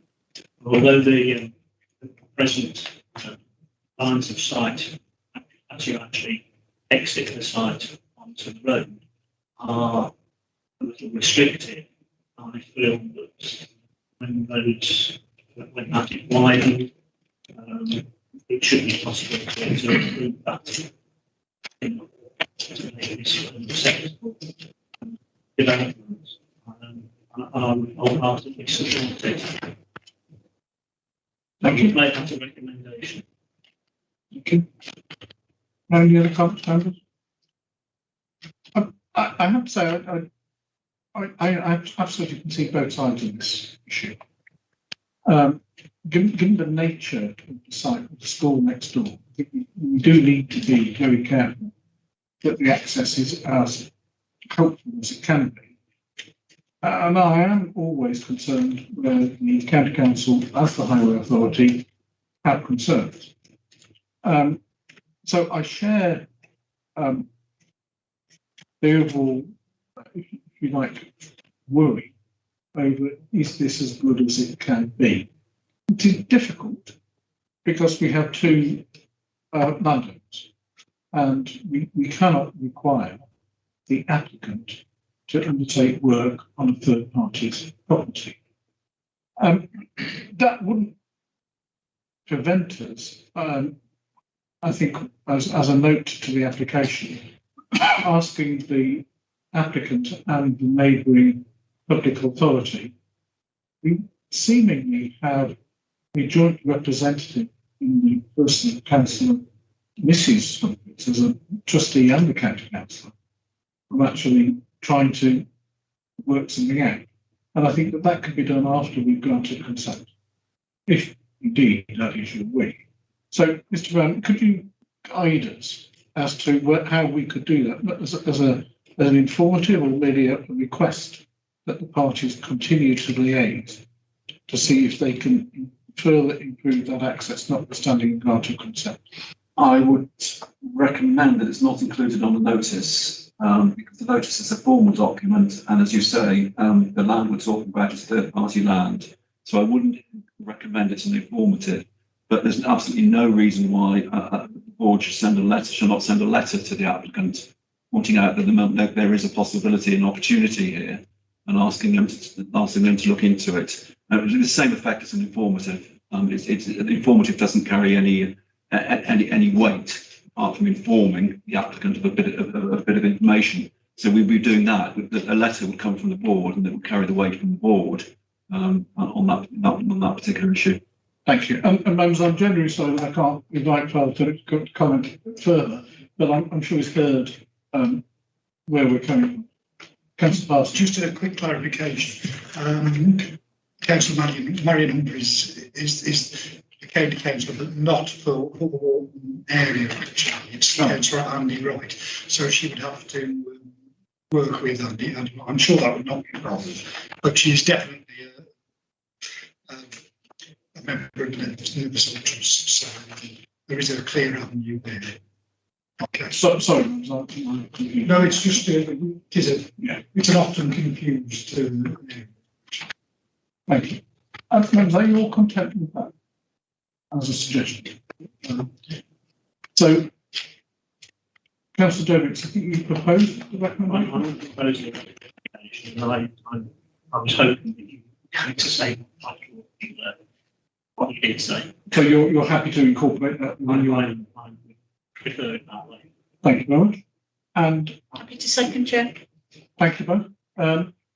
Anyone else wish to speak, or any other proposals? In which case, can I see those in favour of granting consent? And those against? Thank you very much. That's unanimous. Thank you. Members, we now move to application number 705 for land to the west of Old Folly Lane, Addlestone. Mr. Arlen Oakes has indicated that he wishes to speak. Mr. Oakes, if you could stand by while Mr. Brown introduces the report. Mr. Brown. Right, thank you, Mr. Chairman. Let me run through the plans again. This is the oldie distribution depot on the industrial estate, as members are aware. Rowlands Road is along here. Holly Lane is here. The roundabout in front of the oldie development is here. This Rowlands Road, as you know, goes into the Sheepy Road here. Old Holly Lane comes off the roundabout and comes down here. Whittington Lane at the moment comes along the back of the oldie development, and then it comes down here and joins the A5.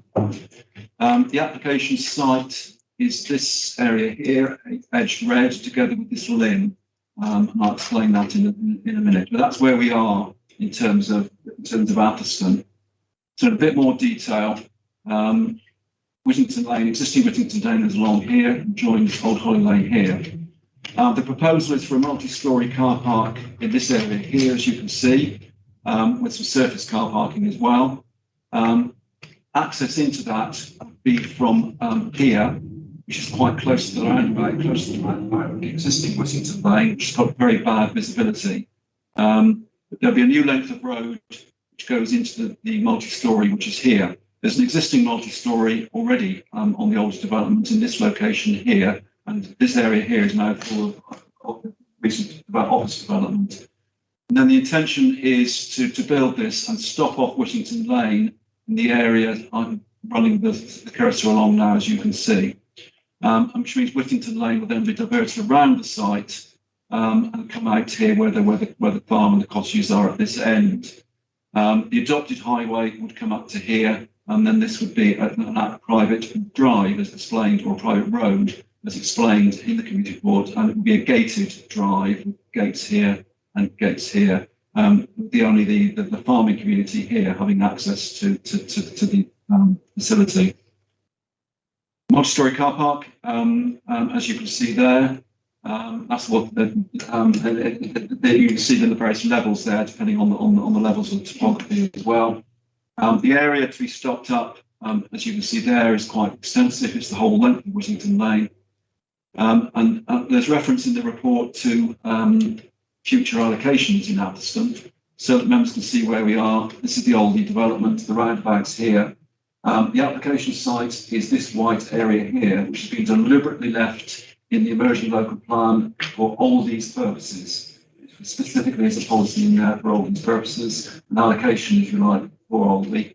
And then the two large housing allocations, Holly Lane is here, so either side of Holly Lane, and then further to the northwest. And this is the football ground here, H3, if you're wondering what that is. The development here on E1, that site on E1 has recently granted planning permission for Oldie for a new distribution warehouse, offices, and a multi-storey car park. You'll see from the report that the intention is to not to continue with the multi-storey car park on site E1, to move that up here, such that it's closer. And there's a section 106 agreement in the offing for that, and that's explained in the committee report. I think, Mr. Chairman, by actually going through the slides, I've explained the report, so I'll leave it there. Thank you very much, Mr. Brown. Mr. Folkes, welcome to the council to the meeting. As you may have heard, Mr. Chairman will now explain the regulations for the public speaking. Mr. Folkes. Clearly, Mr. Folkes, you may have seen that other speakers have been observing the meeting so far. At the same time, you'll be given 3 minutes in which to address the board. In a moment, I'll tell you when your 3 minutes starts, and I shall remind you when you have 1 minute remaining, and then at the end of your time. Good. Thank you. Your 3 minutes starts now. Good evening. I'm the architect acting on behalf of Aldi Stores Limited for the proposed development on land off Whittington Lane, Atherstone. A comprehensive report has been put together by officers which addresses all of the key issues in detail, and we are pleased to see the application is recommended for approval. The proposed development will enable Aldi to accommodate forecast staff growth at their UK head office, with the jobs undertaken being vital roles that support the ongoing expanding store operations across the UK. Audi are committed to employing staff from the local area and providing all of their employees with the necessary training to help their career progression. Approval of the scheme will allow for a further multi-million pound investment in North Warwickshire to see the creation of around 240 jobs over the coming years, resulting in a significant contribution of the region to the creation of long-term stable employment with remuneration that exceeds the market rate. In addition, during the construction phase, there will be a range of opportunities for local companies to tender for work, allowing the scheme to result in additional employment opportunities. The new local plan has been considered throughout this process with good engagement from Audi Stores Limited, the local planning authority and adjacent landowners, ensuring the strategic long-term development plan for the wider area is incorporated where necessary into the Audi proposal. As part of this development, an improvement scheme to the A5 Holly Lane roundabout will be undertaken, which improves the usage of the road space at this junction and shows an increase in traffic flow in line with the requirements of Highways England and in consultation with Warwickshire County Highways. The new development looks to relocate parking provisions and trip counts already considered and approved by the relevant highways authorities to the new application site, with the agreed mitigation works proportionate to the scheme's impact. The proposed development is respectful of its context, including its proximity to the listed farmhouse building to the northwest. The overall height, perceived mass, material finish and landscaping proposal have been carefully considered during the design process to ensure the development sits well within its setting and is considerate of its neighbours, whilst allowing Audi to deliver this needed development. Considerable thought has been put into the landscape design of the proposal to best reflect the existing setting, but also to ensure a level of visual screening is provided when looking back at the site. This landscape proposal was informed by an on-site meeting with the Council's Heritage and Conservation Officer, who recommended we maintain the lane features along the western and northern boundaries of the site, as would be associated with the farm building. There are strategic breaks that allow both views to and from the listed building, reflecting the current arrangement along Whittington Lane. Furthermore, the landscape proposal also improves the overall ecological value of the site by enhancing the existing features of value. We believe the detailed design process the scheme has gone through culminates in a development that is both considered and considerate.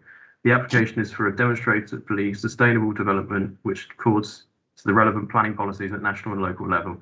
Audi UK have been headquartered in Atherstone for over 25 years, and this development will enable them to continue to invest in the area both financially and socially. Thank you for listening, and I hope you support the officer's recommendation for approval. Thank you, Mr. Folkes. Members, any questions? Councillor Humphrey. I wonder if I could ask, you say about improving the Holly Lane Road onto the roundabout. Have you got any plans to improve what happens at the bridge? Because the bridge is where the pinch point is, with vehicles coming, but it's almost like you're driving into the wrong side of the road as you go round because of the footpath. And I wonder if you could do anything about improving the footpath. Thank you. The bridge was part of the Road and Way application, and the trigger for that was HGV traffic. This new application doesn't introduce any HGV traffic. It's purely staff members in cars. Thank you. One of the things that's changed since the original agreements around this is that this Borough Council has declared a climate emergency. And I wonder, in terms of your design features and indeed the provision of footpaths, cycle storage, electrification points, whether you have given any consideration to the strategic shift that we are supposed to be trying to make as a planning authority and as a borough council towards cycling and walking. And I'm very aware that many employees do actually commute on the train and then come to your headquarters on foot. So I'm just wondering, have you considered the climate change agenda and the fact that we have one of the highest commuting rates in the country in terms of the number of people travelling by cars? It seems a very car-dominated kind of facility for the way it's described at the moment. Yeah, so this application was submitted prior to the climate emergency being declared, but I appreciate the comments that have been made. Audi have adopted a number of initiatives across their wider site at Holly Lane to encourage EV charging points, cycle to work schemes and the like, and there's a green travel plan that they adopt at the head office. With regards to the car parking for this application, it's a provision outside the site, and they would be looking to make improvements to the existing site to accommodate staff that commute by other means.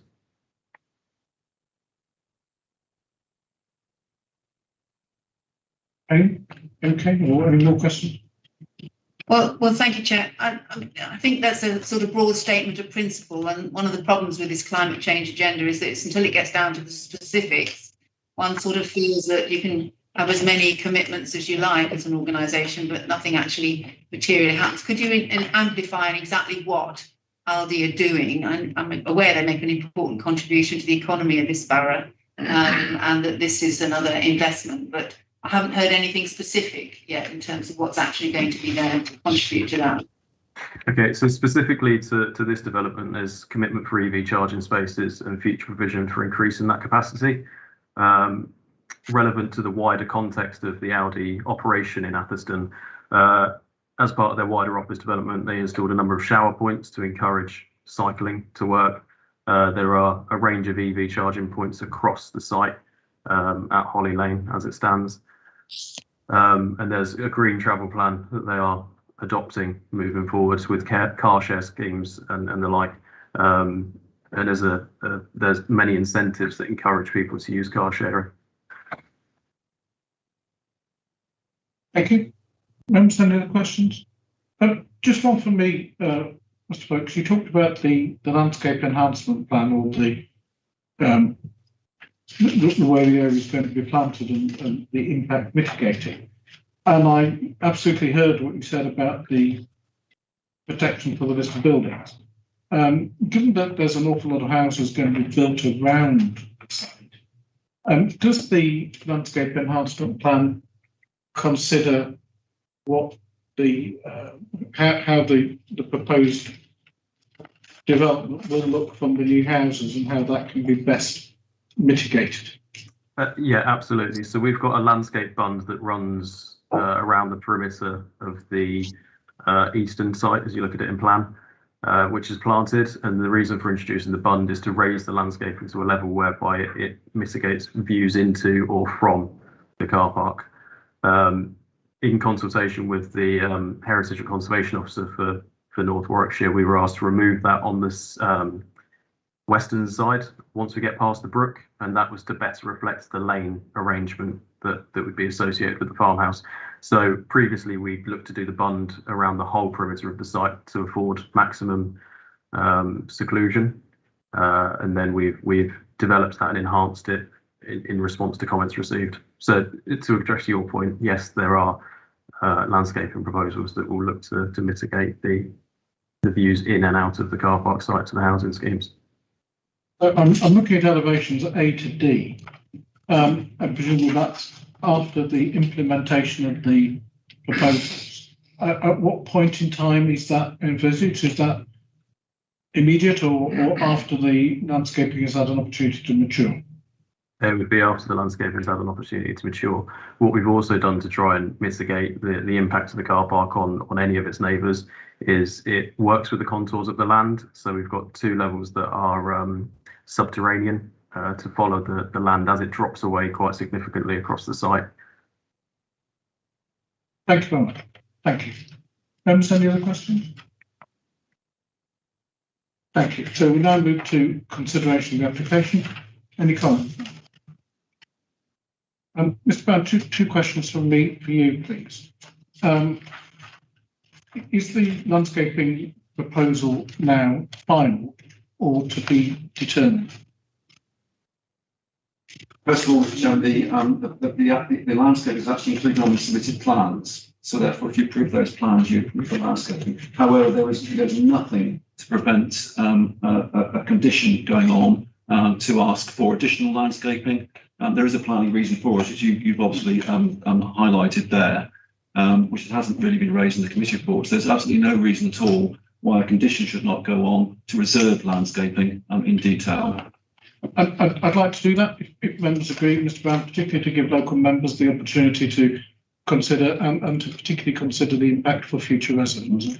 And secondly, within the conditions, I can see condition 15 requires prior implementation of condition 11, but not condition 13.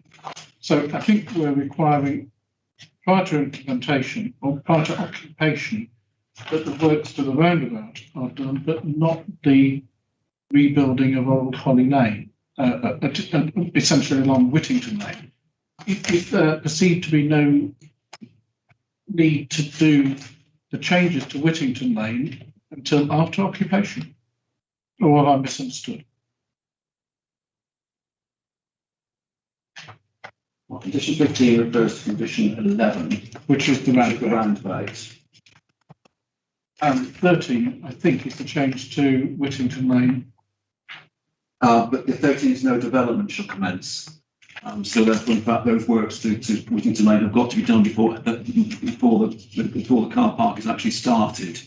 So it's pre-occupation in any event. I thought that until I read following details have first been submitted and approved, but not implemented.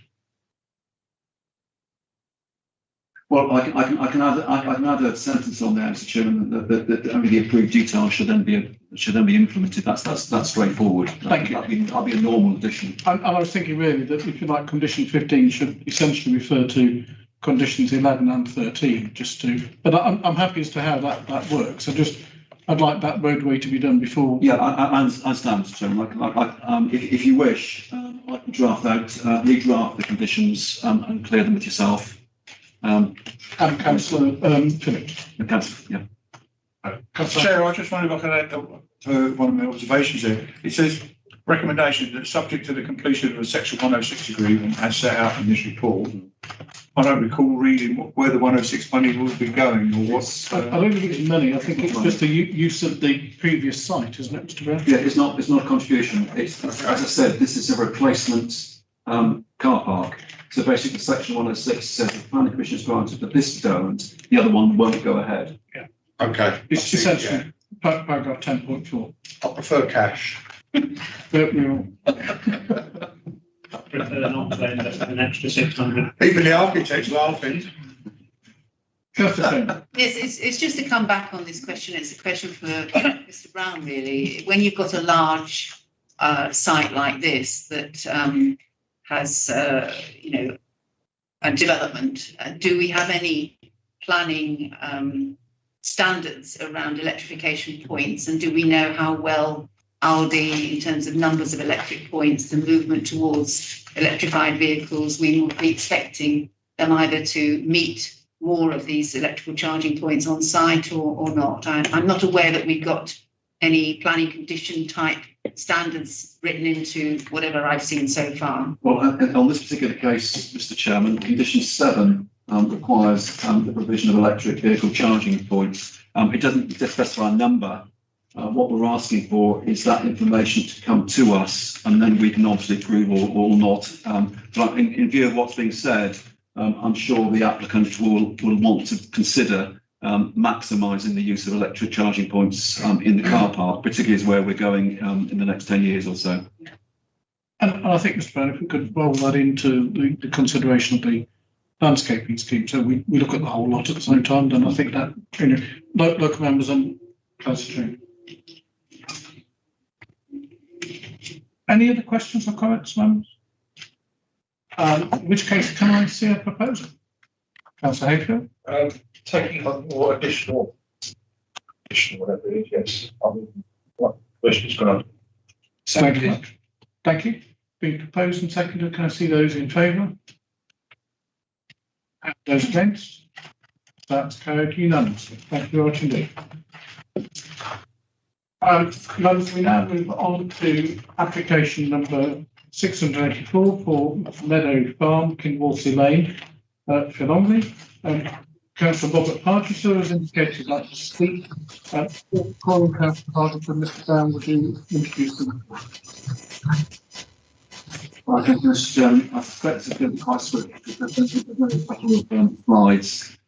It's very difficult to describe the location of this particular site because it is very isolated. Kinwalsey is a small collection of houses and farmsteads right in the southern boundary of the borough, close in fact to very closer to Meriden than it is to Atherstone. If you go down the Philongly Road, Meriden Road from Philongly, it's where you get to the first set of bends and you turn right, and then this site is still at least another mile or so along those lanes. So it's very difficult to actually locate on a plan. Safe to say the M6 is some distance to the north up here. Again, it's off a smaller track, as you can see, off Kinwarsey Lane. It's quite a sizable site, but it is surrounded by residential development. And that's the plan that we have, Mr. Chairman. And you can see that the application is to use that particular field, as you can see there, and its access for dog walking, dog care, and dog training. There have been objections from the parish council and residents, and particularly the issue of noise has come up, as is usual when you're dealing with applications for dogs. The environmental health officer has picked up on that, and you can see from there that there was an objection, and that's explained in some detail in the report, because that effectively becomes the main reason for refusal, Mr. Chairman. Thank you, Mr. Brown. Welcome back to the planning board. I'm sure you know the routine by now, but Mr. Tobin, the question. You met others addresses the board, and then you'll be given 3 minutes in which to do so. In a moment, I'll tell you when your 2 minutes are, and also when you have 1 minute remaining, and then finally when the time is finished. Your 3 minutes starts now. Thank you, Mr. Chairman, and members of the board. As Chairman of Philongley Parish Council, you're all aware that we have written to object to this application. I don't wish to insult your intelligence by suggesting you can't read, but I would like to just enumerate two particular points. One is the very narrowness of Kinwarsey Lane and the fact that at that point it leads to a dead end. And I know this to my cost because I recently had to back out after a recent visit to have a look round and see what was going on up there. So any extra traffic movements are going to be very difficult in that extremely narrow conditions. The second point is, of course, has already been mentioned by Mr. Brown, is the proximity to existing residents and the noise which will be produced by whistles and commands and obviously the dogs themselves. And this really is going to be extremely difficult for the existing residents. We would therefore ask you to vote against this application. Thank you, Mr. Chairman. Thank you, Councillor Parker. Members, do you have any questions? Councillor Bath. Thank you. We've been told it's quite a remote site, and just thinking of the noise issue, are the residences near that site? Indeed they are. Yeah, I think you can see from that plan, they're very close. Okay, thank you. Any other questions, members? In which case, thank you very much indeed, Councillor Parker. Thank you, Mr. Chairman. Who would like to speak first? Councillor Hancock? We discussed before that we were going to go to a site visit to this one, weren't we? We did indeed. Could you update us on that, Mr. Brown?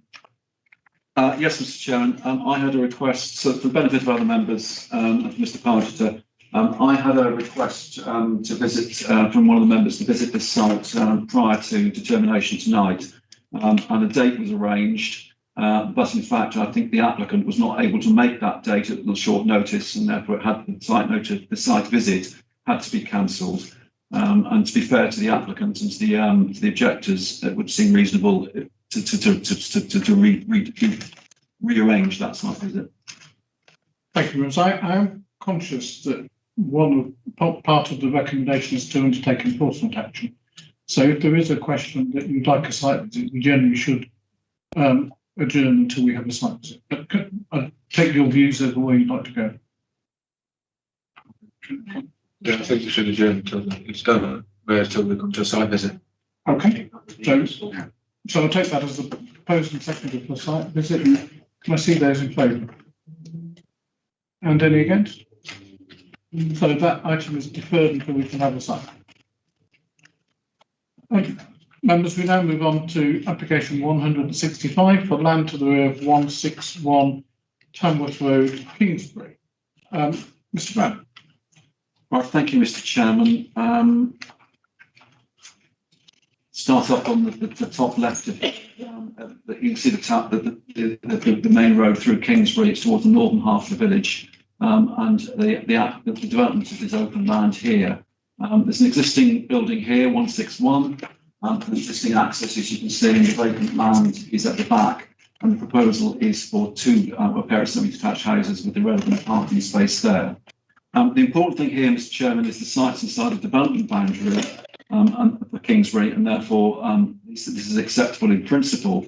But perhaps more to the point is the fact that planning permission was granted here not very long ago, as the committee report actually explains, July 2020. And the reasons for the resubmission are set out in the report. Basically, is to do with the land ownership issue. There wasn't the land that the applicant thought he had in his control, so he's resubmitted the application.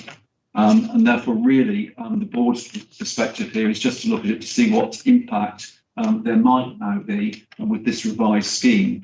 We're recommending approval because we do not think there are any materially different impacts.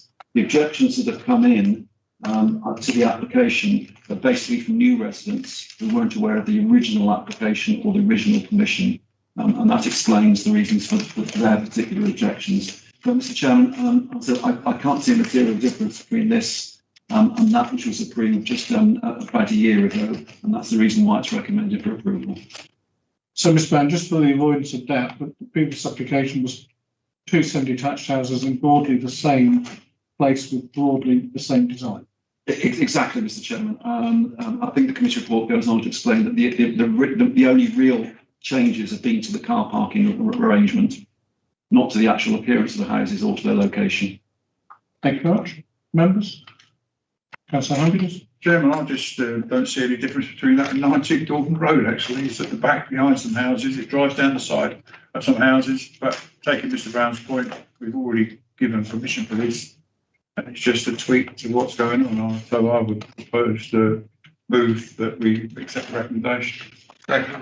Thank you all. Any other comments, members? It's been proposed and seconded. I see those in favour. And those against? That's carried unanimously.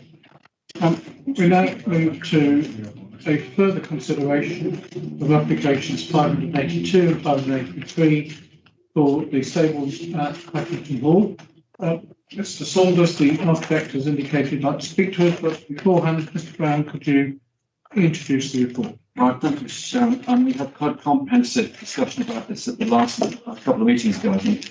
I went through a lot of slides, so I'll just go through the main slides, but I want to concentrate on a couple of other issues which have come up since the deferral. Certain members are roughly aware where we are. The A45 is at the bottom here, as you can see. Packington Lane comes down here on this junction of the A45 down here. The hall is located here with the lake, and the stable block is just to the north. So the situation we've got here is with the hall down here, the rectangular stable block, and some additional buildings up here. Just whilst we're on this plan, the works are obviously proposed to the stable block here. The new car park is here, where there'll be some demolition of agricultural buildings. And rather than having the car park, which exists at the present time in front along here, that will be a dropping off point. And as you can see there, the main entrance into the building, which would be here through here, and cars would then go and park in the car park there.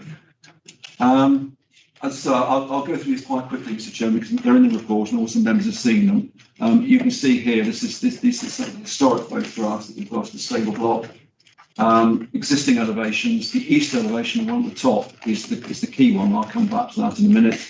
But as we go around, and this is internally to the courtyard, the reference to the glazed area and the objection about it covering up an elevation is along there.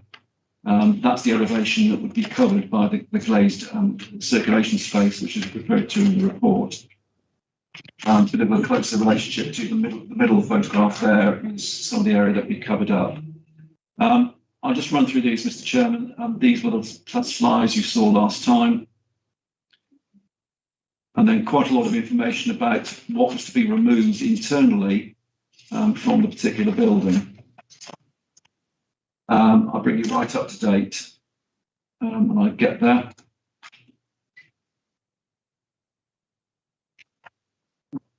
As you can see from the report, Mr. Chairman, it was deferred last time, basically because we wanted the opportunity for the Georgian group, who had objected throughout to these proposals, to see if they could finally agree on an amended scheme with the applicant.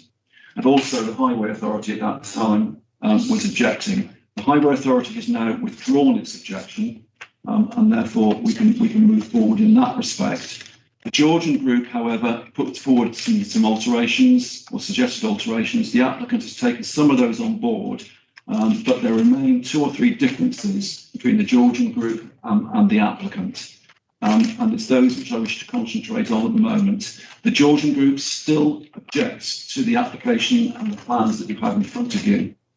And the Georgian group's objections are reported in quite some detail in the report. And the issue tonight is whether or not you feel they are still of weight to refuse the application. If you do not think that's the case, then you're not under the direction, one of the directions, not allowed to actually grant a planning permission. You are reminded to support it. In other words, it goes off to the Secretary of State to see if he wants to call it in for his own determination because of the objections from the Georgian group. So to come back, this was the last plan that you saw on screen now. This is the last elevation that you saw of the east entrance into the site, the main entrance into the stable block. And members were supporting this particular arrangement here of the portico in that elevation. The Georgian group objected to that, and below you can now see the arrangement which has been agreed with the applicant. The Georgian group do not object to that bottom elevation now. They think it's more in keeping and more in scale. And then the second issue which the Georgian group has is the removal of historic fabric from internally from the stable block. That has been looked at again by the applicant, and the amount of demolition which you can see is previous demolitions, which, sorry, I'll start again, Mr. Chairman. The last plans that you saw showed this amount of demolition. And members were satisfied with that. That's the areas outlined in red. The applicant has revisited it, and I know the colours not here are not very good, but the amount of demolition now to be proposed is in grey. And there's an area here, an area here, an area here, small area here, here, and an area there. So it's much more limited. That's the ground floor. And on the first floor, that was the last plan that you saw in red, the areas to be demolished or removed, I should say. And again, the floor here is very small. It's been reduced quite considerably. An area here, an area here, and I think there's one more. I can't find it, but it's been reduced quite considerably. And the third area, Mr. Chairman, where the Georgian group object is to the glazed area. I can just go back. There's no plan of this, but as you will recall, there was to be a glazed area in here, a rectangle in here, which was to provide accommodation space, circulation space, stairways, without actually introducing stairways and that circulation space into the historic fabric of this particular wing of the stable block. Therefore, all that circulation space was to be within a glazed area here. Again, members did not object to that last time round, but the Georgian group still maintains its objection.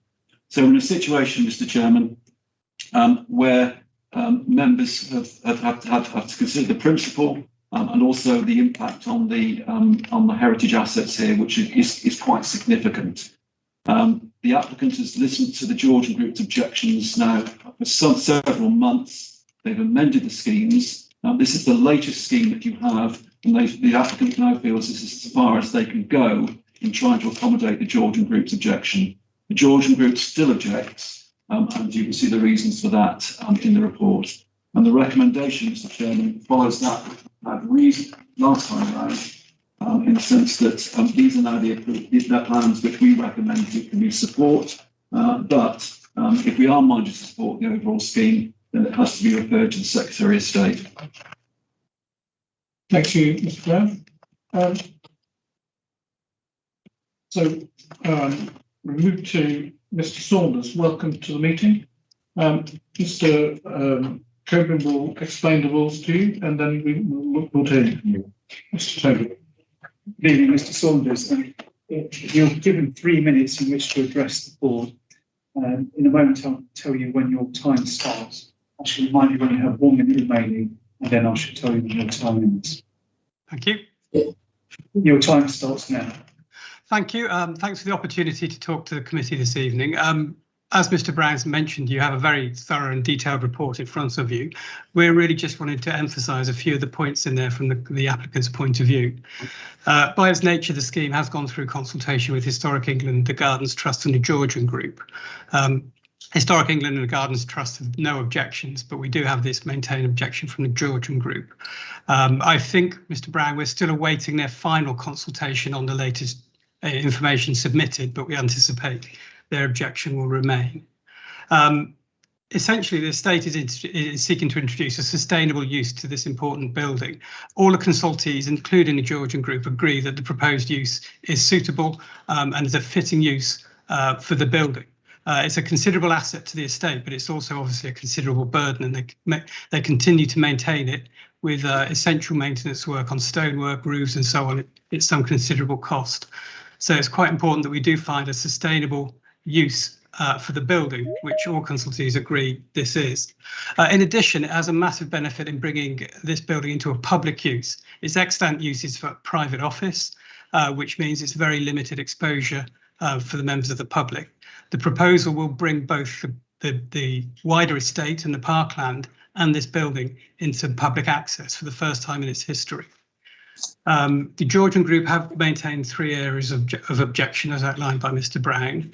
The entrance elevation, we've taken on board their comments wholly and reverted to retention of the existing. So to all external elevations, the building will remain largely unchanged. Internal fabric, we've reduced the amount of removal, but in addition have now also incorporated the reinstatement of some areas of the building that were removed during the 1970s refurbishment. The largest area probably of contention remains the Courtyard Extension. We looked at this in great detail following the comments from the Georgian Group with the client and a comprehensive review of the proposal to ensure that it was essential to the nature of the use. We're looking to create a fully inclusive, accessible facility in the building and to maximise the occupancy, obviously for the use. As noted in the officer report, the wings of the building are relatively narrow in their footprint, and therefore we've taken the necessary circulation out of the internal footprint of the existing building to create an accessible and safe environment to access all activities within the building and to maximise the occupancy for the support of the business case. The extension itself is designed as a freestanding structure and its future removal would allow the reversal of any damage done to the existing fabric and a reinstatement of the original building in a future use. The design has been... Sorry, you've run out of time. Members, do you have any questions for our speaker? Mr. Saunders, I have one question for you. In looking at your revised plans, the Georgian Group apparently was unable to download one of the documents called the Objection Review, and therefore their objection was written on the basis of an examination of revised drawings only. How material is the planning objection review, in your opinion, to their consideration of your proposal? I think it's material, especially with regard to the importance of the extension in the function of the building in this use, in terms of a safe and achieving the capacity. I think it's also important in terms of where we're suggesting a reinstatement of fabric that was previously damaged by earlier refurbishments. So I do think it's material, and we would like their opinion on the proposals within there. Do you think, had they had the opportunity to read it, they would have understood your proposal any differently? I would hope so, but I do feel fundamentally that we may still be a difference over the extension within the courtyard. Thank you very much. Thank you. Members, any questions? Mr. Saunders, thank you. Thank you. So, members, we now move to consider the application. You've seen this before. We've had a site visit. Are there any additional comments that you wish to make to our previous Councillor Hayfield? I was fully supportive of this, as I have been in the past. I think the estate have gone to considerable efforts to try and ameliorate the concerns of the Georgian society. But personal point of view, I think the Georgian society are being purists on this, and an element of realism has to come into play. If you've got buildings of this age, this significance, and this form of function, converting them into a modern use in a sympathetic way is always going to be challenging, and I think the estate have done a great job in getting this. So I happily move the recommendation as it is, please. Thank you, Councillor David. I completely agree with that. I think it's essential that we get this moving as soon as we can.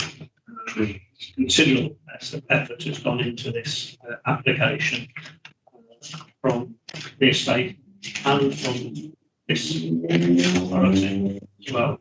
I think we should support the application and get it to the Secretary of State as quickly as we can.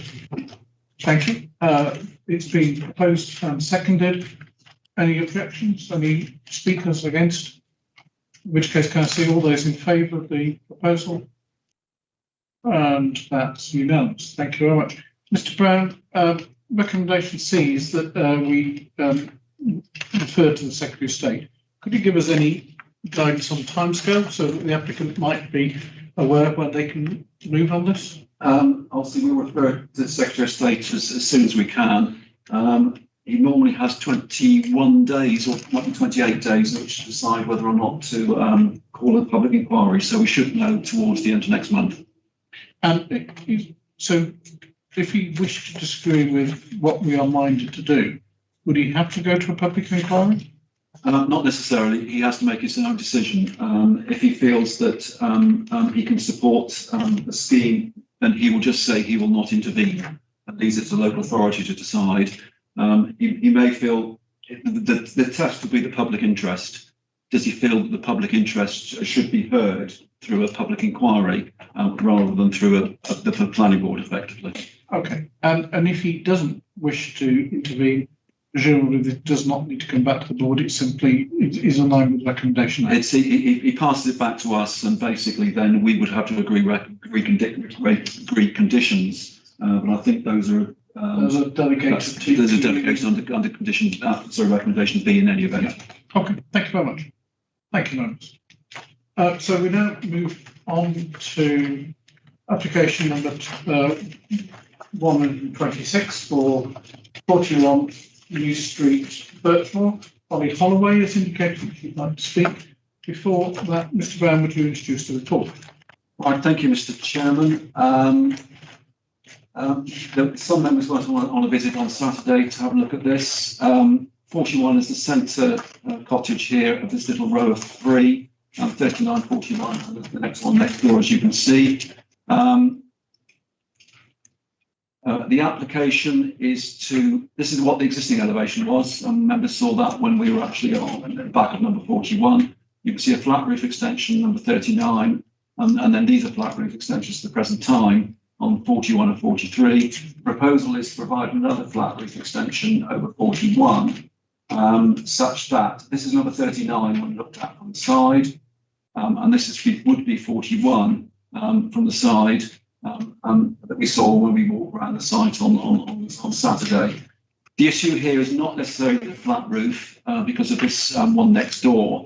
It's not a conservation area, it's not a listed building, although it's not to be encouraged. But given the situation of number 39, this is not the reason for refusal. The potential reason for refusal is this particular window here, and the fact which would be in this elevation here, and the fact that this particular then extension that runs against the 45-degree line, in other words, cutting out light from that particular window. The present time, this is 41. The window that we were talking about would be here off the plan. As you can see at the moment, it would overlook the flat roof, but on this side, it's here, and its 45-degree line would be inhibited by the flat roof extension. We appreciate there's been no objections from the next door neighbour, but clearly members will have to consider that there will be future occupiers of that property, and they have to think in that respect, rather than just what the particular resident at the present time considers it. Thank you, Mr. Chairman. Thank you. Holly Holloway, welcome to the meeting. As I'm sure you've heard, Mr. Tobin will now explain to you the rules for public speaking. Mr. Tobin. Good evening. You'll be given 3 minutes in which to address the board. In a moment, I'll tell you when your time starts. I shall then give you a reminder when you have 1 minute remaining, and then I shall tell you when your 3 minutes is up. So your time starts now. Thank you. I'd just like to say next door have the same extension to us, and this doesn't cause any blockage to the light coming through our window. We have no objections from either neighbours, which are both rented properties. If the landlord would choose to put the property up to sale, potential buyers would be able to see the extension. If it wasn't suitable, then they wouldn't buy the property, as it's not currently going through a sale at the moment, so that shouldn't be a problem. However, both neighbours are rented, like I say, and they have been rented for many years, and I can't see this changing anytime soon. This extension isn't causing any harm to anyone. We have a newborn and we need the extra space. We are just trying to do what is best for our family. We did initially put the property up for the house up for sale to buy a larger property.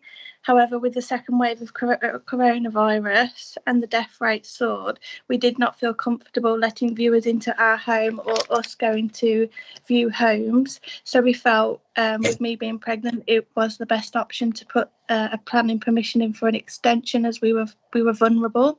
We had an architect attend and obviously saw the extension next door, to which he advised that he couldn't see an issue with our extension being approved.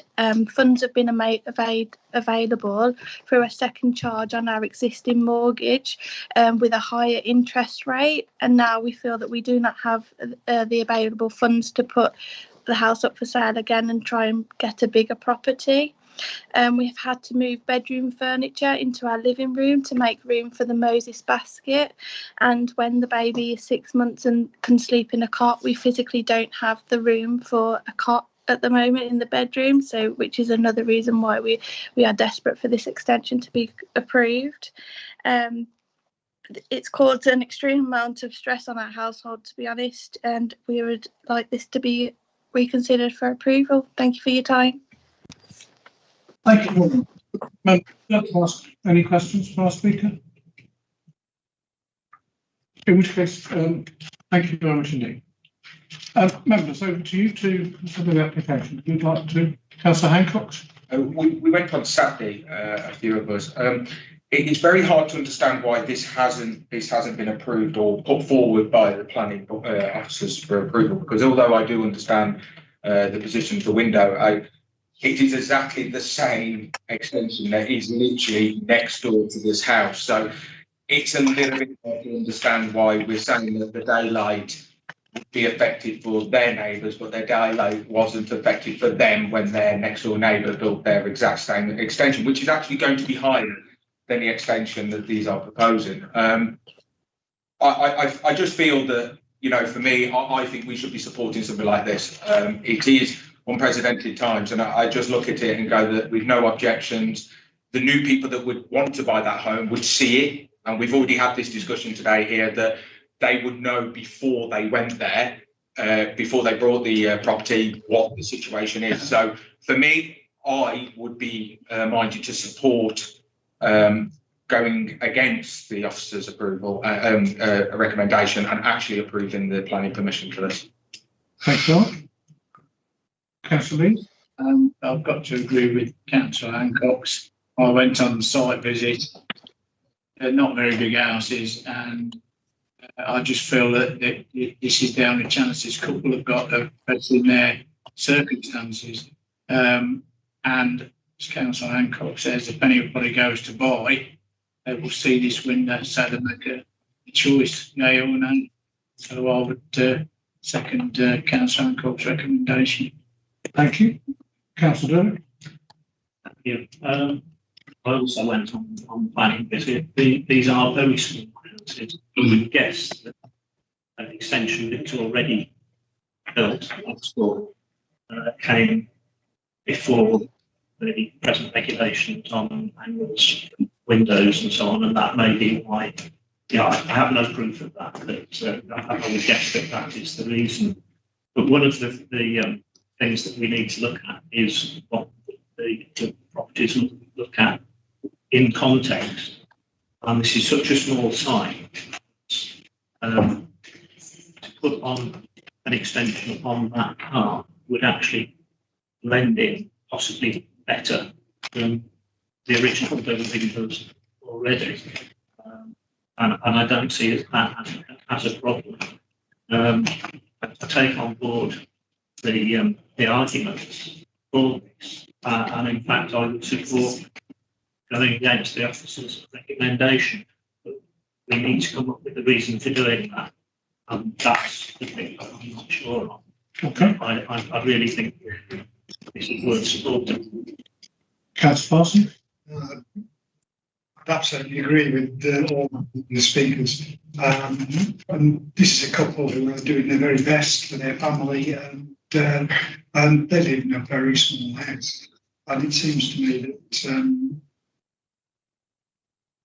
I'm not sure how it's be seen to affect the overall character, because they've got exactly the same absolutely next door, and that's there. You know, if planning regulations mean that people are doing their very, very best to make their way in life in difficult circumstances, things are made even more difficult for them, then I think it's time we do planning regulations again. They're there to serve them, to be. Thank you. Councillor Close? Thank you, Chair. Through you, Chair. Just a question for Mr. Brown. Mr. Brown, has the 45-degree rule come in after the first extension was passed, or no? I'm just trying to get a view of the two. Sorry, Mr. Chair. Yeah, Councillor Derrick has basically explained that yes. All right, thank you. Sorry, I didn't do that. Yeah. Councillor Bell? Just to clarify again, is it a rule or is it guidance? It's like the Pipes Code, it's guidance. Guidance. Members, I sense that that no one's spoken against this, you're moving towards recommendation or motion which is against what the officers have put. Sorry, Chair, I haven't benefited from the site visit, and so I shall be abstaining. But I just wondered if the third house decides to put up an extension, what then happens? Does nobody have any windows? Well, I mean, what actually, if the whole row then becomes an extension, I think that the position would become much simpler. If all three had an extension, none of them would impede light into any of the houses. It's only one or two have an extension that the 45-degree rule, guidance, whatever it is, comes into place. So all three There's actually an entry to the last one. There's an entry to the last one. So if the third one did it, you would have three houses on their own with an extension. It would actually windows at the back. Yeah, a nice straight line. Yeah, straight line. Perfectly symmetrical. So, members, I'm trying to interpret the guidance that we had earlier on, and the feeling that I'm getting from you. So, tell me if I'm wrong. My instinct is that you'd like to improve this. What I'm advised is that, given that the recommendations for refusal, someone will need to move an alternative by way of amending the recommendation. And if that is the case, I would suggest perhaps that the amendment should be that planning consent. Just reading from the application on page 217, planning permission be granted for the following reasons. The proposed extension by virtue of design scale position would not cause an overbearing impact and loss of light on the neighbouring. Essentially, what I'm trying to say is inverse the reasons. Mr. Brown, could you give us some guidance on that? Yes, Mr. Chairman. Clearly, if you're going to consider an approval, you have to, as Mr. Toby said, you have to come up with reasons for that approval. In this particular case, and you could certainly highlight what you've just said, but I would also suggest that you might like to take into consideration, as has been expressed several times before, the extension on next door property. So, essentially, members, I think that the reasons are we don't think it will be negative to the planning policies that it has everybody and that this property, if you like, would be in a no, would create no greater harm than the neighbouring property does. Councillor Hayfield. Are you actually proposing that, Chair? No, I'm the chairman. In which case, can I move what you just said? Yeah. Can I just suggest as well as an aside really that as pointed out, this is a regulation. It's not a regulation, it's a recommendation. Therefore, it should be easy to not follow. Councillor, so I think from what I understand, Mr. Tobin, correct me if I'm wrong, members are proposing that they amend the recommendation, and when that is agreed, we'll have to again to say that we adopt that as the substantive amendment. Thank you very much. So that's been proposed by Councillor Hayfield, I think seconded by Councillor Dervitt. If there are no speakers to the opposite, can I see those in favour? Any against? Thank you very much. So now that becomes the motion. Can I see those in favour of granting plan consent? And any against? Thank you very much. That's granted unanimously. To our speaker, I'm sorry if that was confusing. It wasn't intended to be, but essentially we've just given you plan consent.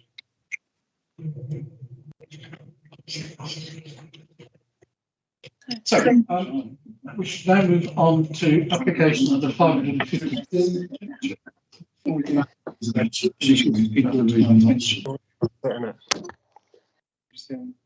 People speak on this, believes they've registered. We can't find their registration through their supposed to do so. If I can have one way, I'm just trying to open my email on here, it's gone to a group email account. I can't do it. If he has properly registered, he'll have the right to speak. And clearly, we don't want to find that out. So I think if you would agree, we need to find what the January to make that change. So members, I'm not sure if you heard that, but essentially someone has suggested to the council that they had registered to speak on that application. We don't have an obvious record of that, so officers would like us to adjourn for 5 minutes until they can bottom out the issue.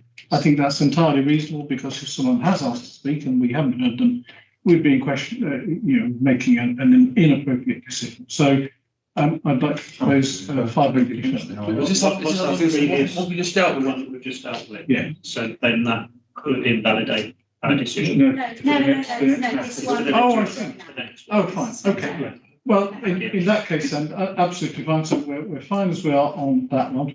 Rather than deferment, if you don't mind, you carry on doing what you need to do on Chapel House, and the board will carry on with the other applications as we go. Yeah, sure.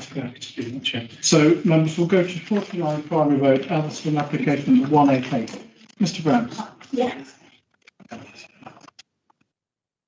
Right, Mr. Chairman, 49 Priory Road. Let's go through the plans.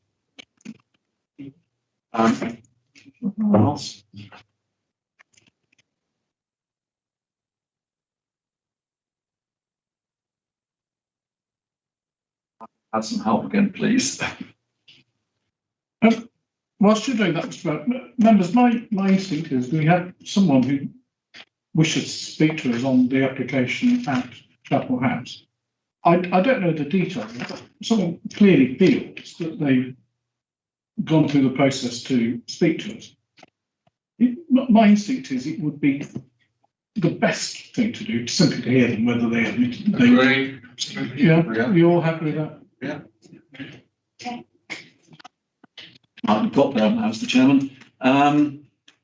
Priory Road, as you can see, is along the bottom here. This run of properties along here. Tudor Crescent is at the back. 49 is here. The house next door, that is a single-storey extension. Proposal is for two-storey extension here with an outbuilding at the back, as you can see here, and again here. The existing ground floor is this, the small outbuilding, as you can see, and the existing first floor plan above. It's proposed to have a part two-storey, part single-storey extension extending at the back, as you can see here. It's the two-storey development would be this part to provide bedroom space, and then the ground floor would be here, which effectively is the conservatory or a larger room here, as you can see. And then if you look at the elevations, that's the complete rear elevation, as you can see, with the roof over the first floor. And then if you look at the side elevations, you can see the change, as you can see there. The important thing in here is that it's recessed. It's recessed on this side to allow access to the garden, and there is a recess here to order to provide some degree of maintenance, and also to provide downpipes and soil vents, such that the drainage from this particular extension is self-contained on the site itself, rather than running into the combined guttering, which in fact extends along the run of properties here at the rear elevation. So that explains the proposals, Mr. Chairman. You can see the report. In our view, this is now acceptable. It's gone through several changes. And you can see the reasons why we think that is now the case. Also, the matters which have been raised under representations, which have led to the application being referred to you, which we think have now been addressed by the amended plans. Thank you, Mr. Chairman. Thank you, Mr. Brown. Members? Anyone wish to? Chair. Councillor Jordan? I actually object to this.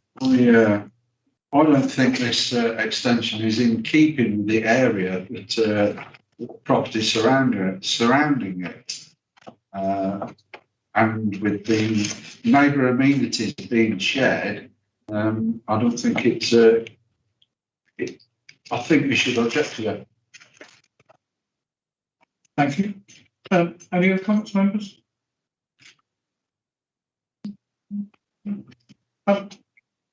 Members, given the difficulty of moving alternative recommendations and the need to establish clear planning reasons for any alternative, I wonder if perhaps you would wish to defer for a site visit so you can see it, and then Councillor Jordan could give us his detailed planning reasons for refusal with the here. So I'll transfer my arm and suggest we defer for a site visit. Thank you. If that's a proposal, I'd like to second it. Thank you very much. So it's been proposed and seconded for deferral for a site visit. Can I see those in favour? Any against? Thank you very much. That's deferred. I'd like to move us on to application number 194 for 42 Austrey Road, Wharton, simply to advise that that application has been withdrawn. The next application is number 599 for 92 Coastal Road, Hartsell. Mr. Brown. Thank you, Mr. Chairman. If I can just catch up on the slides.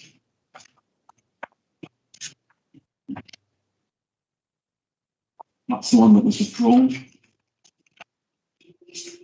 So 92 Coastal Road, Hartsell. There's only one plan on this particular presentation.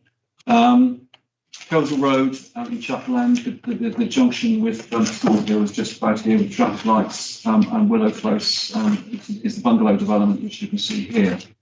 When you move to the plan bottom right, which is probably better, you can see the junction here with School Hill. Chancery Lane runs down here. The site of the old Ansley's Chapel End Social Club is here, which is now being redeveloped. This is the council flats that are there on that particular location. The cost cutters shop is here, and you can see the bungalows for Willow Close. The new retail unit, which has been granted, is here, and there are also retail units along the frontage here. So in a bit more detail up here, the existing retail units are here. The existing access comes off the Coleshill Road, and then the new retail building is here with its rear elevation, rear gable here. The proposal is the area covered in red on the bottom right, and that is to reform the car park. There was an informal car parking arrangement at the rear of these properties, but that has now been formalised to a hard surface car park, and some degree of changing in levels as well. The land here was already at a higher level than Willow Close and Chancery Lane properties here in any event. There was quite steep slopes along here. So therefore the actual degree of change in levels has not been great. This is shown on the plan, but you can see this particular elevation is the elevation that comes down here, where the greatest difference in levels is. And you can see this is the internal car park elevation, but the line, that dotted line, is what the applicant considers to be the original ground level. So therefore he is saying it hasn't been raised by a great deal. And this is the reverse of that. This is this outside elevation down here at the back of the bungalows in Willow Close, and the existing, the old original ground levels, as he is saying, is there. So it hasn't been raised. He is saying it hasn't been raised by a great deal. The issues here are outlined in the report, Mr. Chairman. It's basically the impact of quite a significant engineering operation on the residential amenity of the neighbouring properties. The bungalows here, particularly. And the properties down here in Chancery Lane. And as you said, a further report is to be brought to you because we're still waiting for information from the applicant to clarify a number of points, and those are outlined in the report for you, Mr. Chairman. Thank you very much. Members? Councillor Dunn? Thank you very much, Chairman. Obviously, this is not a decision tonight, and we haven't got the report, so I'm not going to comment on it, only to say that should this be approved when the full report comes, it gives a huge opportunity to get coppers off the Coulter Road because it's a nightmare. So obviously we'll have to wait and see what the full report says on that. The only thing I will say is this has been delayed considerably for the lack of information and seeking even more information. And all I would say is, can this please come forward with a full report as soon as possible? We need this resolved. It is about 6 months in delay. So we need this resolved quickly. So I just plead we get it as quickly as possible to full planning. Thank you. Councillor Jones? Having been on the site visit yesterday, there's a lot of work being done on this, and there's a lot of mitigation work being done on it also, in so much as the first thing was really significant. Is virtually put a lake underground to mitigate the water off the site, so it's discharged in a proper manner. The levels, as Mr. Brown indicated, are almost half of nothing. It's over a height of probably 7 or 8 metres. It's gone about 300 mil, which is again really insignificant. The standard of work, I would say, in the laying of the ground is second to none. The actual works are using top class materials in a top class manner, and it's been done well. And I would support the recommendation that we're getting through, as Councillor Bell said, as soon as possible, so as that area gets into proper use. Councillor I also went on the site visit, and I'm afraid I can't agree with Councillor Jarvis on everything that he said. We have different perceptions about that, so we need to wait for the full report to come through. What concerns me is that this is yet another development that has been pushed through without asking for planning permission in advance. Thank you. So, members, essentially that was a report for noting. Unfortunately, I was unable to attend the site visit yesterday, and I know a large number of other members were unable to attend. Mr. Brown, if you could liaise with the applicant, see if we could have a second go at attending to give those members who weren't able to see the site the opportunity to do so. Are you all content with that? Thank you very much. So it's been proposed and seconded. Can I see those in favour? And any against? Thank you. Mr. Tobin, in your absence, members had a brief conversation. We are of the view that, given the potential confusion, we would prefer to hear the person who feels that they've notified us that they'd like to speak in any event. So, Chair, I agree. We've not managed to go through the whole of the history of the correspondence yet and work out quite what happened. But I think that for the avoidance of doubt, if someone had tried to register an interest to speak and we somehow missed it, then I think we should perhaps exercise our discretion in favour of allowing them to speak.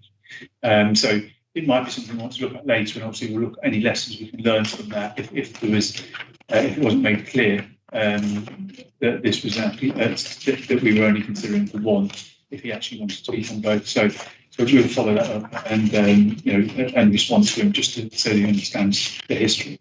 Absolutely, it was sent to the board to you that we should hear where it is.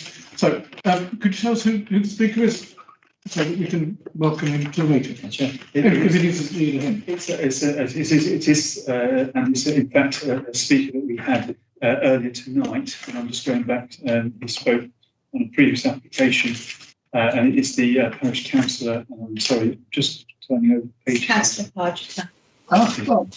So find his name. Okay. So welcome back, Councillor Pargeter. We adjourned the discussion of this application.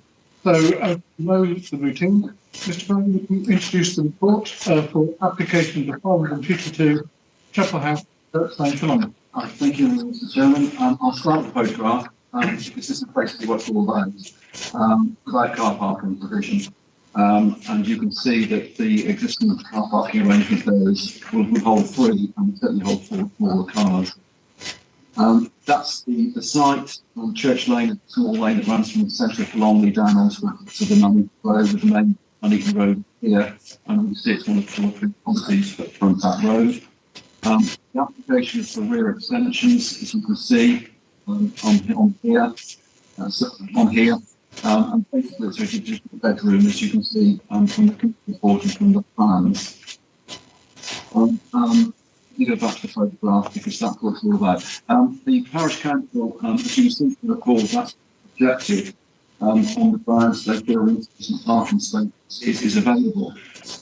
That's based on the fact that there's some extra benches behind, and there's something inferring will mean extra car parking spaces. It doesn't necessarily follow. Even as a 2-bedroom, over a 2-bedroom house, the council standards are for at least 2 spaces, and there are 2 spaces, as you can see there, and therefore, given that the design and appearance of the extension is wholly in keeping, and there's not an issue with that, we are recommending approval, Mr. Chairman. Thank you, Mr. Chair. Councillor Pargeter, as I said, welcome back to the meeting. Apologies for the confusion earlier on. Mr. Turner. Thank you, Mr. Chairman, members of the board. As Mr. Brown has rightly said, the issue is devolved upon the car parking. You'll notice that in our neighbourhood plan, which has been approved, the wording regarding car park provision was actually advised to us by NWBC. And that policy has been implemented in another part of the parish on a recent occasion when the applicant was required to increase their parking provision before planning permission was granted. It would seem, therefore, only logical that this application should be declined for exactly the same reason. Obviously, we do not have, per se, any objection to the actual building. It is purely on the car parking grounds. You'll note from the pictures that you've seen that there is no pavement in Church Lane and no additional parking. And the parking is exceedingly difficult on around Philongley, the whole of Church Lane, and indeed in other parts of the centre of the parish. Therefore, we have asked if the board would reject this application on those grounds. Thank you, Mr. Chairman. Thank you, Councillor Partridge. Members, any questions? Councillor Bell? Thank you. Can you just clarify, please, what the neighbourhood plan says about car parking? This is page 5, sorry. I've got it, was it question? No, Karen. It's question to me, sorry. Well, it was to the speaker, but you've got the answer. Oh, I thought it's under the parking page on 5M223. It says there that FNPO 7 states the development should provide safe vehicular access arrangements, comply with standards, and ensure that parking provisions related to property size. And as I said, our standard is for 2 or more. So that's the reason why it's recommended for approval. And I'm content with that answer, Councillor Partridge, or is there anything? Well, no, Mr. Chairman, I'm not, because I think if you look at the neighbourhood plan, it says one vehicle per bedroom, and as the board has already implemented this provision of the neighbourhood plan on a previous occasion, it would put the board, rather contrary to its own previous decisions. Well, that would be a first, wouldn't it, Councillor Partridge? Could you clarify, Mr. Brown, what the neighbourhood plan says? Well, even if it does say one per bedroom, Mr. Chairman, there is space on there for 4 vehicles. If in fact it's said you haven't got to look at the vehicles that are there at the present time, you've got to consider this in the round, what might happen in the future. There is space on there for 4 vehicles. Members, any other questions for Councillor Partridge? Councillor. Through you, Chair, can I just add, is that big black door a garage?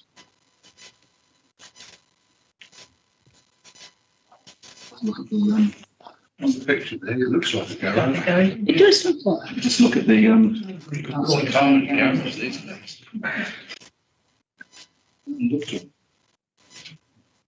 look on the ground floor, the existing ground floor, then there's yes, there's no garage. Okay.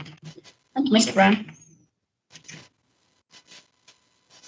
Like it's a study, doesn't it? Yeah.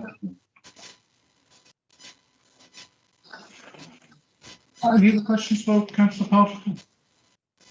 Councillor Partridge, thank you very much. Thank you, Mr. Chairman. Members, over to yourselves. Councillor Hancock. I would argue that 1 car per bedroom is a little bit excessive, and I think that well, that probably suits my house, but in this case it would be quite excessive. I think that the planning officers have made it clear that there is enough space. They've said that we should be granting it, and I would support that.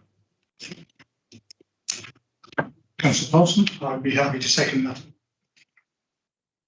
Any other comments? In that case, it's been proposed and seconded for approval. Can I see those in favour? And any against? Thank you very much. That's granted. Ms. Brown, I would like to bottom out and clarify this issue over parking.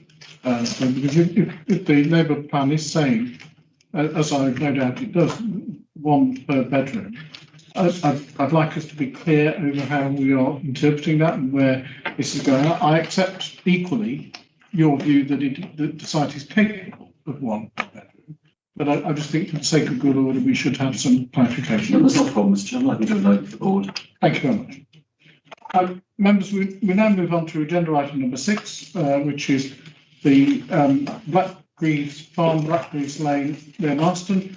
Mr. Brown, anything to add to your report? Mr. Chairman, it's a bit dated now, given the adjournment of the last time report. I basically seek confirmation for a temporary stop notice. I have to say, Mr. Chairman, whilst the 28 days has lapsed with temporary stop notice, we are still following it through, shall we say. Is there any addition to the recommendation that we need to consider? Not at the moment, Mr. Chairman. This is solely to confirm that the temporary stop notice. We will bring a further report to the board should it be necessary. With the recommendation, Chairman. I'll second it. Any against? All those in favour? Any against? Thank you very much. That's carried.